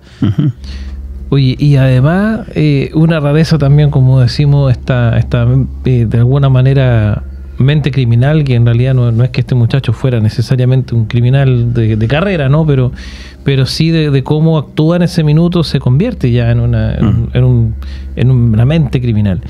Y fíjate tú que a propósito de esto, que no contar una suerte de anécdota ya policial, saludamos a nuestro amigo José Luis J. Valle, periodista, actualmente, ¿no es cierto?, es protagonista y dueño, ¿no es cierto?, del Sitio del Suceso, que es un portal, ¿verdad?, donde la mayoría de la información proviene precisamente del ámbito policial. Y nos contaba hace unos días, lo vamos a tener invitado seguramente a algún programa, ¿no es cierto?, porque tiene varias experiencias, y entre ellas nos contaba una que hablaba hay un caso que sucedió el año 2006, que fue el asesinato, el homicidio de una persona, una mujer que trabajaba en el laboratorio NOP. No. Y que fue asesinada por una persona cercana a ella. Ya no recuerdo si era su pareja, pero era alguien cercano a ella. Y resulta que estaba José Luis como periodista cubriendo esta situación, y dado que él estaba para un medio gráfico, entonces estaba con un reportero gráfico, o sea, un fotógrafo, esperando poder sacar la foto, ¿verdad?, de los detectives trabajando, ¿no?, que en ese minuto no tenían el acceso. Entonces no tenían la foto, tuvieron que esperar un rato, y en ese rato José Luis estaba conversando con una de las personas cercanas a la persona que en ese minuto había sido encontrada. Se encontró su cuerpo, ¿no es cierto?, ya sin vida. Y el asunto es que esta persona con que estaba conversando José Luis hace un rato ya le contó que todos los antecedentes de cómo se había dado esto de esta persona, que primero no se supo nada de ella, qué sé yo, y pasan unos minutos y de pronto, dice él, aparecen varios carros policiales y se dirigen hacia donde está él. Y resulta ser que esta situación se debía a que la persona con la que él estaba conversando era el asesino. Y estaba ahí mismo. Estaba ahí mismo conversando con él. Resultó ser él quien perpetró el crimen. Wow. Y estaba ahí, ¿no es cierto?, de alguna manera haciéndose el inocente, ¿no?, como autodescartándose, podríamos decir, porque él estaba ahí como casi ayudando, ¿no?, dando sus declaraciones y qué sé yo. Esto fue en una zona boscosa de Quilpué, acá en la quinta región. Y la verdad de las cosas es que eso es como chocante, ¿no? Uno como periodista está ahí cubriendo y estás hablando uno siempre habla con la mayor cantidad de testigos o personas ya cercanas posible para tener los antecedentes, ¿no? Claro. Y resulta que esta persona con la que él estaba hablando resultó ser el asesino. Imagínate, tú estás ahí, de repente llegan todos estos policías, ¿no? Y reducen y detienen a una persona que es la que está ahí contigo. Es una situación bastante particular, por decirlo menos. Pero eso habla también de un poco la mente criminal, ¿no? De cómo actúa. Y bueno, yo me imagino, Gabriel, que este tipo de situaciones donde muchas veces lo que pareciera ser no necesariamente es, ¿ya? Así como el misterio de esta bala que finalmente termina lamentablemente con la vida de 2 personas, pero es una sola bala. Y esta persona, también la conducta de esta persona que estaba ahí haciéndose un poco el inocente, yo me imagino que más de algún caso te habrá tocado en el que lo que parece ser de buenas a primeras no necesariamente es. No, claro. ¿Verdad?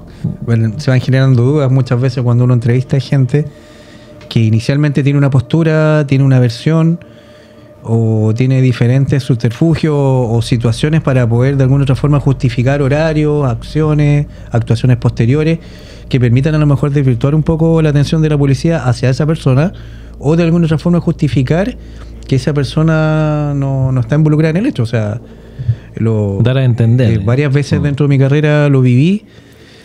Claramente quizás el hecho más significativo o que fue de mucha connotación pública y exteriorizado fue el caso del profesor Nivaldo, donde Joana, su esposa, nosotros la abordamos como testigo a días de la aparición del cuerpo y de la experiencia de lo que nosotros advertimos en su primera declaración como testigo. Habían varios fenómenos o varias situaciones de actitud que nos generaran un poco de duda. O sea, dentro de lo que conversamos ese día como testigo, ella era la esposa, era la persona que yo creo que estaba interesada y lo demostraba a los familiares y a la gente, a la policía, de poder encontrar a su esposo, pero dentro de su actitud corporal también nos hablaba. O sea, yo conversé con ella como interesado de poder encontrar a su esposo, y ella a la vez nos abrió su información, su persona, de muy buena manera para poder de alguna otra forma ayudarnos a encontrar a su esposo. Pero en esa conversación franca, distendida en la brigada en el año 2018, también hubo actitudes de ella de por ejemplo, y ahora que recuerdo que tú me señalabas, de muchas veces ella estar llorando así, Joana, pero... Y contestaba la pregunta sin ningún problema, todo, y después de nuevo como que se acordaba que tenía que llorar. Después, yo, Joana, pero disculpa, mira. Y esos cortes, esas cosas, como que a la experiencia y a la emocionalidad, hay muchas situaciones que... Ahí falta la alerta de la policía. Veces, claro, tú empiezas a... Bueno, hay personas también que tienen diferentes situaciones y es difícil descifrarlas, pero muchas veces hay personas que están involucradas en una investigación que te van generando actitudes, situaciones, nerviosismo, postura, de no querer cooperar, de cerrarse o de nerviosismo, y que tú de alguna otra forma con la experiencia vas detectando situaciones que después claramente te generan una duda, pero después hay que comprobarlo. Claro, o sea, y ya sospecha después, primero. Cosa esotérica. Yo estuve en la Brigada de Homicidio Metropolitana y el año 2021 en Cerrillo, en una toma de Cerrillo donde viven haitianos, un haitiano siente voces en su mente, se levanta de su pieza, en un cité, se va a otra pieza, toma un cuchillo y le abrió el tórax a otro haitiano. Mientras dormía. El otro, la víctima. Ya, claro. Y de ahí el tipo se va a su pieza y se acuesta. Y de ahí claramente se exteriorizó el tema por parte de todos los otros residentes del cité en las tomas en Cerrillo. Y de ahí llaman a Carabineros, llega Carabineros, ubica a este tipo se levanta, todo, interactúa con ellos, hablaba creolé, pero un poco español, y de ahí, por instrucción de la Fiscalía, él es puesto a disposición de la Brigada de Homicidio Metropolitana y tuvimos interacción con él. muy tranquilo, era un tipo grandote, era como Usain Bolt, nosotros le decíamos ese día. Grande el tipo, hablaba poco español, pero algo se le entendía y creolé. No. Y listo, tranquilo todo, independiente del tremendo hecho que había ejecutado el día anterior. Y ese día particularmente recuerdo, y ahí la mente humana, que de repente uno se encuentra con situaciones un poco complejas, teníamos que llevarlo al tribunal, porque tenía que ser formalizado por este homicidio con arma cortante. Y me dicen a mí, mis colegas que estaban de turno, yo era el más antiguo ese día en el cuartel, a cargo del turno que estaba entrante, y me dicen, señor Alarcón, sabe que tenemos un problema. ¿Qué pasó? El haitiano está hecho un energúmeno en el calabozo. ¿Pero por qué? No sé, pero no se quiere ir y toma las rejas, es un verdadero gorila y está golpeando y no quiere salir y está pero ofuscado, está enojado. Ya. Pero ¿y cómo? Pero ¿cómo cambió? Si yo lo vi en la mañana cuando recibimos el turno y estaba normal, tranquilo, sentado, nos miraba, pero ¿cómo cambió tanto? Bajo al calabozo, lo miro y claro, no, era otra persona, tipo grande, maceteado y agarraba la reja y no escupía y me hablaba en creolé y quizás cuántas maldiciones nos tiró. No. Así que nada, pues tuvimos que intentar reducirlo y poder llevarlo al tribunal. Entonces esa actitud es media violenta, cambiante, No, ahí había... eufórico y después tranquilo. Muchas veces en la parte policial te las encuentras, como así también mucha gente que va ocultando situaciones, un cinismo grande, y después ya cuando ya se ven atrapados cambian. Pues. O bien hay un trastorno de personalidades múltiples ahí, o es simplemente otra cosa, quizás otro trastorno. De hecho, recuerdo cuando inicié mi carrera policial en el 2001, en febrero, uno de los primeros sitios de suceso que me correspondió por homicidio y que fue brusco, que fue para mí de los primeros que te van marcando por cómo se ejecuta, fue la muerte de un chiquitito en San Antonio que se llamaba Juanito, que a la entrada de San Antonio, cuando uno va bajando, hay un bosque, una especie de bosque en la bajada, y en ese bosque aparece un niño, no recuerdo, entre 10, 12 años de edad, con su buzo escolar, boca abajo, entre medio de los pastizales, con una puñalada en su espalda, una herida cortopunzante en su espalda. Wow. Y llevaba varios días desaparecido, y el imputado de ese hecho fue su papá, que tuvo contacto con la policía, prestó declaraciones, generó todo un tema durante todo un proceso investigativo, que finalmente dieron cuenta de que él había sido el autor del homicidio. O sea, y yo me imagino él tomando a su hijo, llevándolo engañado, internarse en un bosque, y de repente se van internando en el bosque y le cambia el viento a ese niño, y este padre toma un cuchillo y por la espalda se lo entierra a su hijo. Y padre, no padrastro ni... Padre biológico. No. Y ¿Cómo se entiende eso? lo que hemos hablado varias veces, de que la mente humana, las intenciones y tanta cosa no son inexplicables. O sea, ahora claramente en este caso puntual del Juanito Miranda de San Antonio, estaba separado de su madre este sujeto, o sea, la madre de este niño estaba separada de este sujeto, él tenía otra vida, claramente, otra pareja, pero de alguna otra forma este niño era una dificultad para él.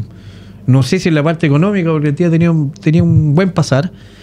Esta mujer, madre de Juanito, era bien humilde y no creo que haya generado problemas económicos o problemas dentro de otra vida este sujeto, pero dentro de su mente este tipo, la solución que tuvo fue que falleciera el niño, que eso le generara desvincularse. Muchas veces piensan estos tipos y la crueldad en herir a la madre a través de hacerle daño a los niños. ¿Quién hiera a un niño para causarle la muerte? Y lo vimos también en el año 2008 con el caso de los hermanos Rojos, por ejemplo, en Santiago, en Puente Alto, cuando la madre agrede a uno de los niños en el living y le destroza el cráneo, y después sube a la habitación del segundo piso y a Pablito, al otro niño, también le ejecuta golpes con un martillo, y el menor fallece y el más grande queda vivo pero con daños neurológicos irreversibles. Y fue la madre, y todo por celos hacia el padre. y eran pareja, y hay todo un tema. Entonces claramente hoy día la mente humana y de los hechos que hemos tenido a nivel nacional en los años, te van dando cuenta que cada cierto tiempo aparecen personas que irracionalmente cometen hechos bruscos, dantescos, incluso contra sus propios hijos. Eso es lo peor. Y que cuando tú empiezas a ver el por qué, no hay una justificación. No, el dinero no es una justificación, las responsabilidades no es una justificación. Nada. Entonces, pero aún así les da el valor, entre comillas, valor de poder ejecutar una acción grande, como en el caso de Juanito Miranda, su padre le da muerte por la espalda al hijo. Por la espalda, o sea, yo me imagino a ese niño caminando por el bosque con su papá, contento, no sé, y él viene de repente y le entierra un cuchillo por la espalda y lo deja tirado ahí y de ahí no sabía nada, no sabía del hijo, y fue todo un tema que se generó. ¿Cómo llegan a él? Bueno, claramente una investigación que generó diferentes elementos durante un tiempo largo, porque no había medios técnicos, no habían situaciones, estoy hablando del año 2001. 2001, tiempo. O sea, no había tema de georreferenciación de teléfono, WhatsApp, tráfico de datos, móviles. Entonces, ese lugar tampoco no habían cámaras de seguridad. Estamos hablando de hace más de 2 décadas. Entonces, claramente es todo un tema. Es todo un tema que ahí por diferentes situaciones se pudo llegar por parte de la institución a la verdad. Pero esta persona partió como ayudando en la investigación, ¿no? O haciendo, o mostrándose no tenía un vínculo directo con el niño, no tenía un contacto permanente con el niño. ¿Ya? Y esa fue su coartada, y de ahí después situaciones, lugares, gente, coartada. O sea, pero que finalmente determinaron su responsabilidad por diferentes situaciones que están dentro del proceso investigativo y que generaron su condena. Y fue condenado por la muerte de este niño. Y fue tanto la presión que le generó a él, el remordimiento, para mi juicio, que terminó quitándose la vida después en el Centro de Cumplimiento Penitenciario de San Antonio. Bueno, si no, a alguien más se le va a quitar en todo caso.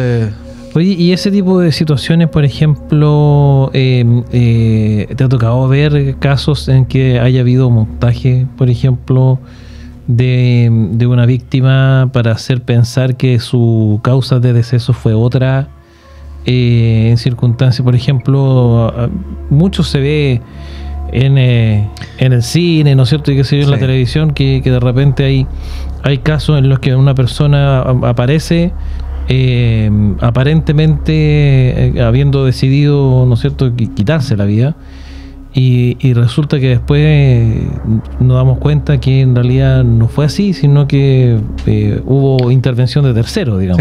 Sí, o sea, a ver, sí, o sea, por ejemplo, el síndrome del niño zamarreado, el baby take, cuando los chiquititos que todavía no tienen una postura de poder contener su cabeza, claro.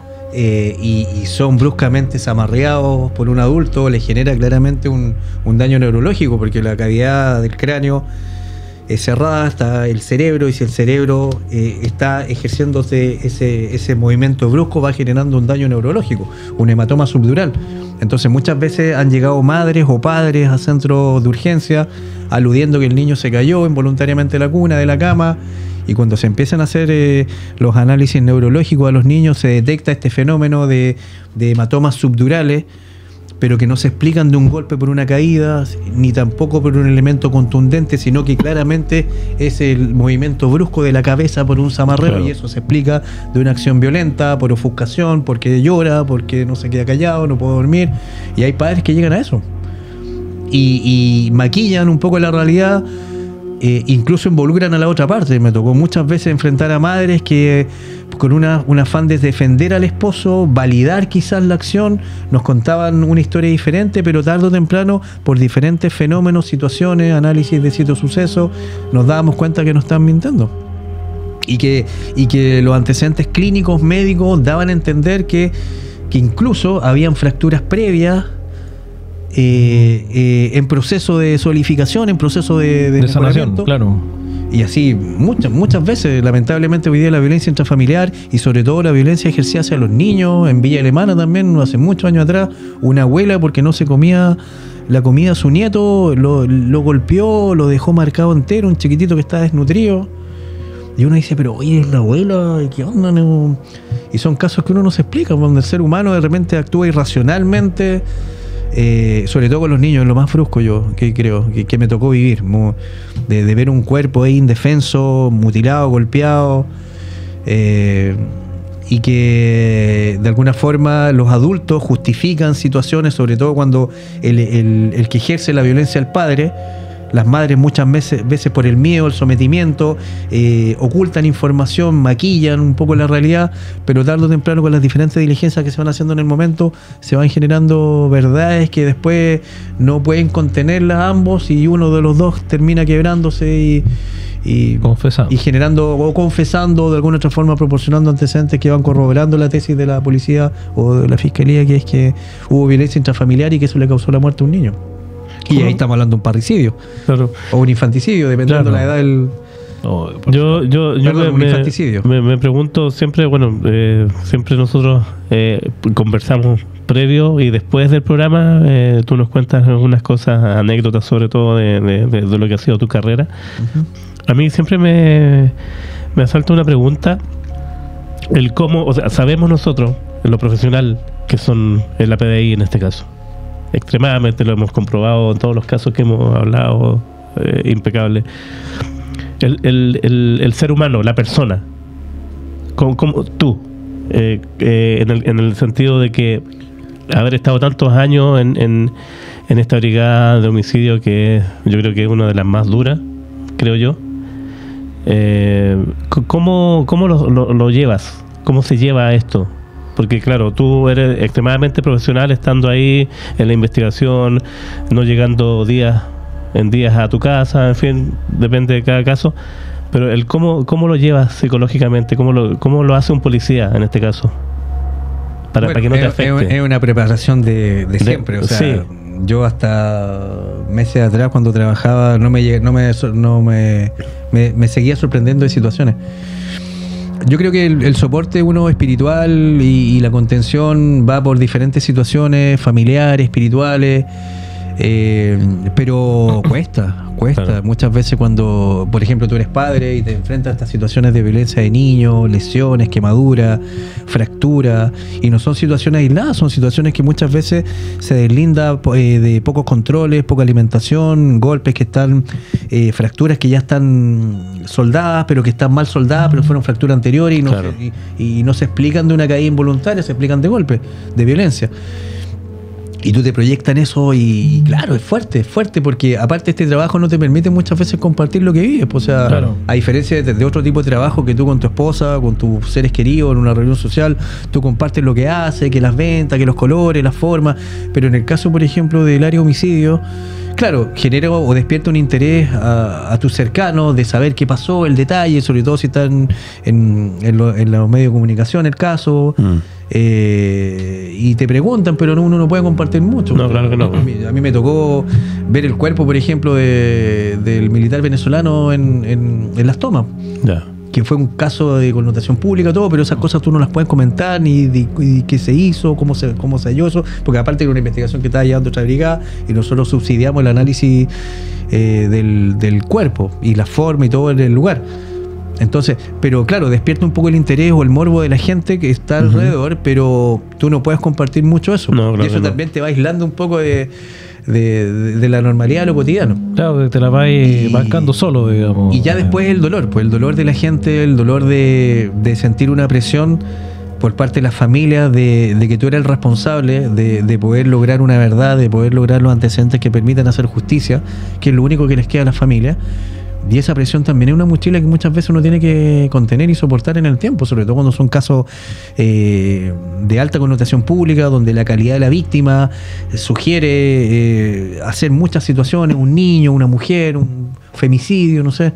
Claro. Entonces, hay que tener un soporte emocional grande. Porque, la familia es muy importante. Sí, pero indudable. Porque tú te vas preparando a los aromas, los valores, las formas. No es que te acostumbres, no es que no te dé nada, pero en cierta forma cuando tú te enfrentas a un cuerpo y la forma como queda, tú inhibes un poco los sentidos en ciertas situaciones y te dedicas a lo que tienes que hacer. Hacer tu trabajo, claro. no es que te insensibilices, no va por ahí, o sea, No, sí. Es concentrarse. yo creo que una persona enfocarse. que trabaja en el área de homicidio y se insensibiliza no tiene nada más que hacer en el área, porque tú trabajas con personas. Claro, un cuerpo inerte, pero alrededor de eso hay familiares, hijos, esposa, esposo, padres.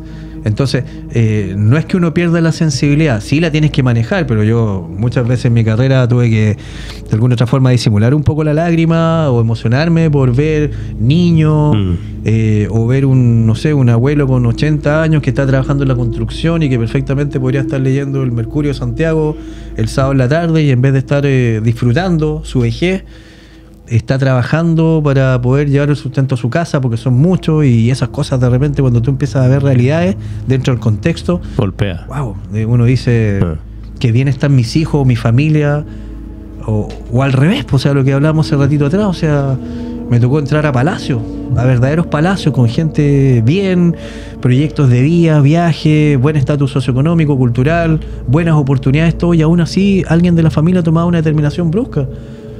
Y uno no terminaba de sorprenderse, decir, pero ¿cómo? ¿Qué faltó aquí? O sea, aparentemente lo tenían todo. Y es fuerte porque tú te vas quedando con eso. Muchas veces te llevas un poco los dolores, sobre todo cuando son hechos que te marcan. Como lo que conversé recién del Juanito Miranda, un niñito vestido con su buzo escolar y que está ahí, inerte, y con una puñalada incluso por la espalda. O sea, él nunca supo qué pasó. Entonces esas cosas realmente ¿qué tipo? se te van anidando todo, pero claramente uno va trabajando y con objetividad incluso, lo que va generando que tú seas imparcial, ¿cierto? Claro. Independiente, tú puedas tener ciertas situaciones que te van dando luces, pero siempre con la imparcialidad y con la objetividad de siempre. O sea, es un área hermosa, es un área que uno aprende mucho, que te rodeas con mucha gente, médicos, gente anatomopatólogo, cirujano, no sé. Es todo un mundo, sí, se nota. Con un día estaba entrevistando a una persona humilde por X hecho, al otro día estaba entrevistando o conversando con un cirujano que en una operación parece que hubo un error, algo, y está siendo cuestionado, es una negligencia médica. Al otro día estaba haciendo un rastreo porque podría haber un cuerpo en tal parte. Al otro día está, o sea, no es rutinario. Claro. No es rutinario. El tipo de gente que comete homicidio o muerte insospechado, o sea, de todas las formas. Entonces, los fenómenos también que va generando el cuerpo te generan, de alguna forma, te impulsan a estudiar, a prepararte para el día de mañana poder conocer fenómenos, situaciones que te puedan permitir a ti tener herramientas para después inferir situaciones, porque claramente detrás de un detective de homicidio está la credibilidad de la institución hacia el Ministerio Público, hacia los tribunales, hacia la gente. Entonces, hoy día todo se expone en los medios de comunicación, entonces nuestra actuación en las diferentes instancias que les toca participar a la policía y en lo particular a la Brigada de Homicidio también infieren tener esas herramientas, esa preparación, esa experiencia que pueda generar credibilidad, y a los equipos de trabajo proyectar esas situaciones en forma educativa en la carrera. En realidad ahí se entiende aquel dicho que dice muchas veces que hay que tenerle más miedo a los vivos que a los muertos, ¿no? Claro. ¿No es cierto? Porque en realidad, ¿para qué estamos con cosas? Pues este tipo de situaciones son verdaderamente terribles, inquietantes, y bueno, de alguna manera es un poco el propósito de nuestras ediciones de Crímenes Verdaderos, conocer estas situaciones tan extrañas y que de alguna manera te hacen preguntarte cómo es posible esto. ¿Cómo es posible? Yo cada vez que hablamos de estos temas en la Noche del Miedo, siempre me sorprendo. Sí, sí, de verdad, para mí, o sea, siento que es un privilegio conocerte, Gabriel, de verdad, en la calidad de persona que eres, y por supuesto el gran profesional y sabemos que Gabriel es un policía, no sé si la palabra correcta es atípico, pero porque yo creo que debe haber muchos como él, pero sabemos de primera fuente, no solo por conocerlo a él, sino porque también conocemos por esas cosas de la vida a personas que han interactuado con él, y que sabemos que la forma de trabajar es muy distinta a lo que uno pudiese interpretar de un policía. Exactamente. ¿Verdad? Porque precisamente como tú bien señalabas y como tú también propiamente decías, de pronto la gente cree que uno en trabajos como este se insensibiliza. Por eso le ¿verdad? hacía la pregunta yo. Claro, como que se claro. vuelve de fierro, Claro. de palo, ¿no? Y que no, las cosas no te afectan, que te da todo lo mismo y que uno tiene el estómago, digamos, como para muchas veces enfrentar a situaciones como las que describías tú. Pero sabemos, ¿no es cierto? Sabemos, porque lo voy a mencionar, ¿no? Porque, por ejemplo, nosotros conocemos por un gran proyecto que tenemos y que muchos de ustedes lo saben. Y conocemos perfectamente a la familia, por ejemplo, del profe Nivaldo y que ellos también han tenido siempre la mejor opinión, no solamente de la institución de la Policía de Investigaciones, sino que particularmente de Gabriel y todo el equipo que él encabezó en la investigación, que fue una investigación extraordinaria, en donde hubo un resultado definitivo en menos de una semana, ¿verdad? Y que aquí nuestro amigo fue quien encabezó de alguna manera ese equipo. Sabemos que es un trabajo en equipo, ¿no es cierto? Pero de todas maneras el liderazgo, por supuesto, que es importante, y además que marcaste seguramente, o sea, claramente marcaste ese momento para ellos, ¿no? Porque Sí, para ellos sí. que les haya tocado trabajar con una persona como tú en este caso, es algo que agradecen, ¿no? Que ellos lo mencionan, lo señalan, nos dicen, no, Gabriel, pucha, se la jugó desde el día 1, ¿no?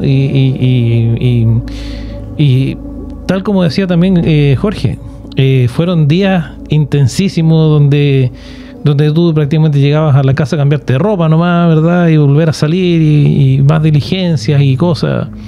Entonces, en realidad, se agradece, querido Gabriel, que hayan personas, ¿no es cierto?, como tú en un ámbito como es el de la policía, como es el de la investigación, y que además ahora nos cuente y nos ayude un poco a entender, quizá, no sé si entender, pero sí a conocer de alguna manera la mente criminal.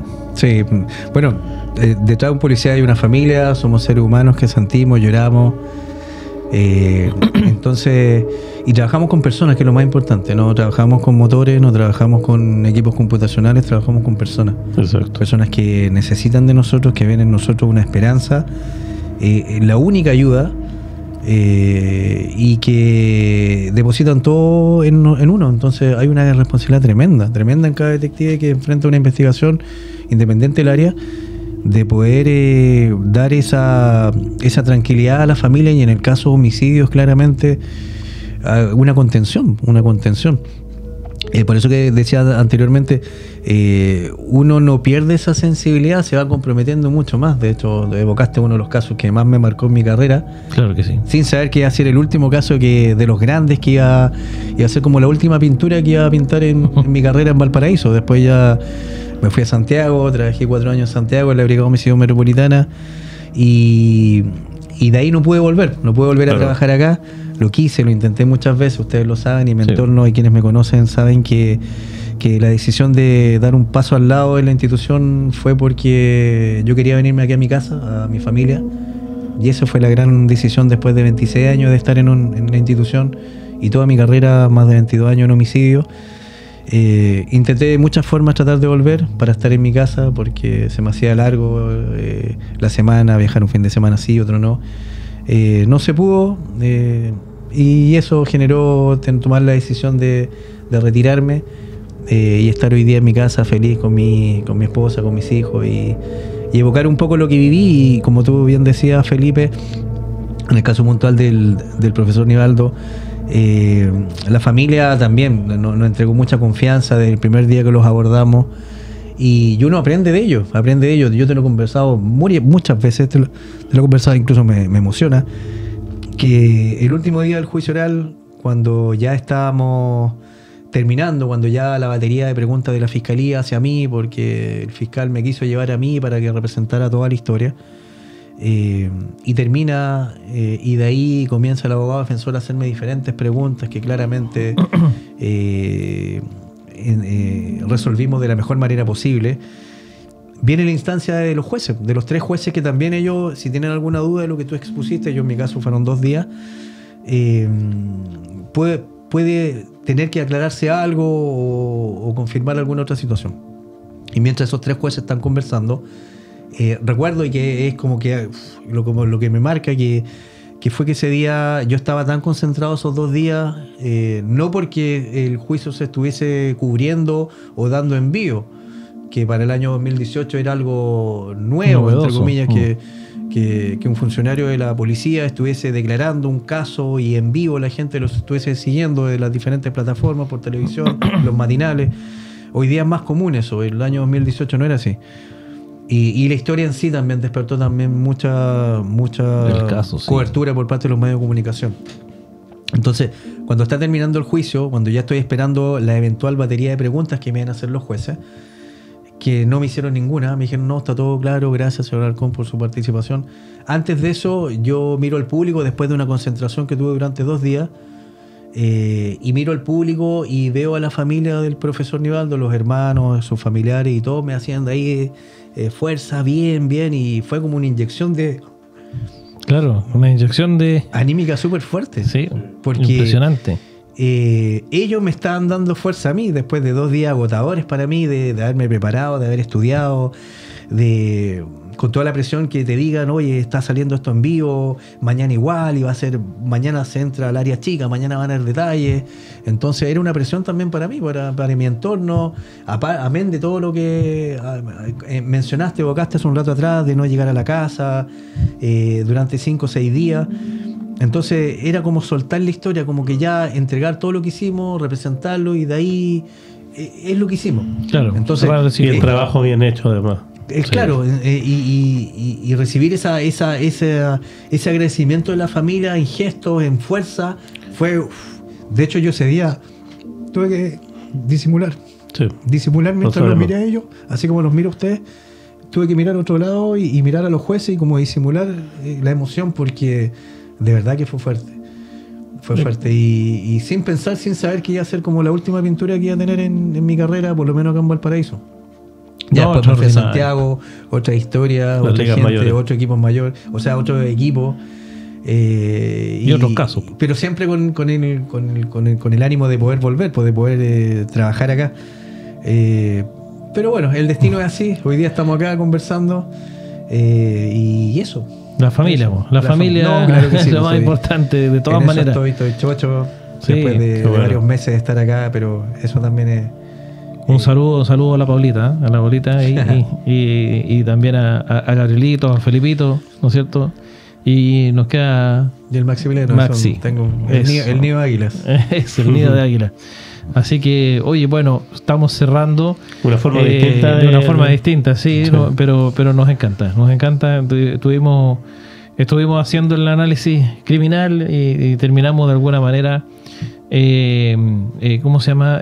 Terminamos en un ámbito más bien personal, ¿no? Sí. Pero sí, yo creo que se confirma que hay que tenerle más miedo a los vivos que a los muertos. Programazo hoy día. Programazo. Queremos agradecerte, querido Gabriel, no solamente por la apertura que tuviste ahora al final, sino que en realidad por todo lo que hemos hecho y vamos a seguir haciendo. Y agradecido también por lo que analizamos hoy día. Sí, gracias a ustedes por la invitación. Así que ya todos los auditores y gente que los sigue, a todos un saludo grande. Excelente, querido Gabriel. Querido Jorge, ¿algún redondeo para ir terminando? Todo bien. Agradecer, como siempre lo digo, a todos los chicos que se quedaron hasta esta hora viendo el estreno de nuestro programa. Agradecer a los chicos también que son miembros de nuestro canal de YouTube. Y eso, se viene más programas buenísimos aquí en La Noche del Miedo. Así es, pues estamos en este minuto, bueno, va a depender de cuando ustedes lo vean, pero estamos en este minuto en lo que podríamos llamar el mes del miedo, así que esperen que se viene bueno. Así que gracias, bueno, Felipe. La verdad de las cosas es que agradecerte también, agradecer nuevamente a nuestro querido Gabriel y a ustedes que están ahí y que siguen estando ahí. Si ustedes están aquí por primera vez, no olviden suscribirse, comenten, dejen su like, compartan, ¿verdad? Y activen la famosa campanita, como ustedes ya lo saben. Así que muy agradecidos y bueno, cerramos entonces esta sesión, este tribunal de la Noche del Miedo, y nos encontramos entonces en una nueva sesión de la Noche del Miedo.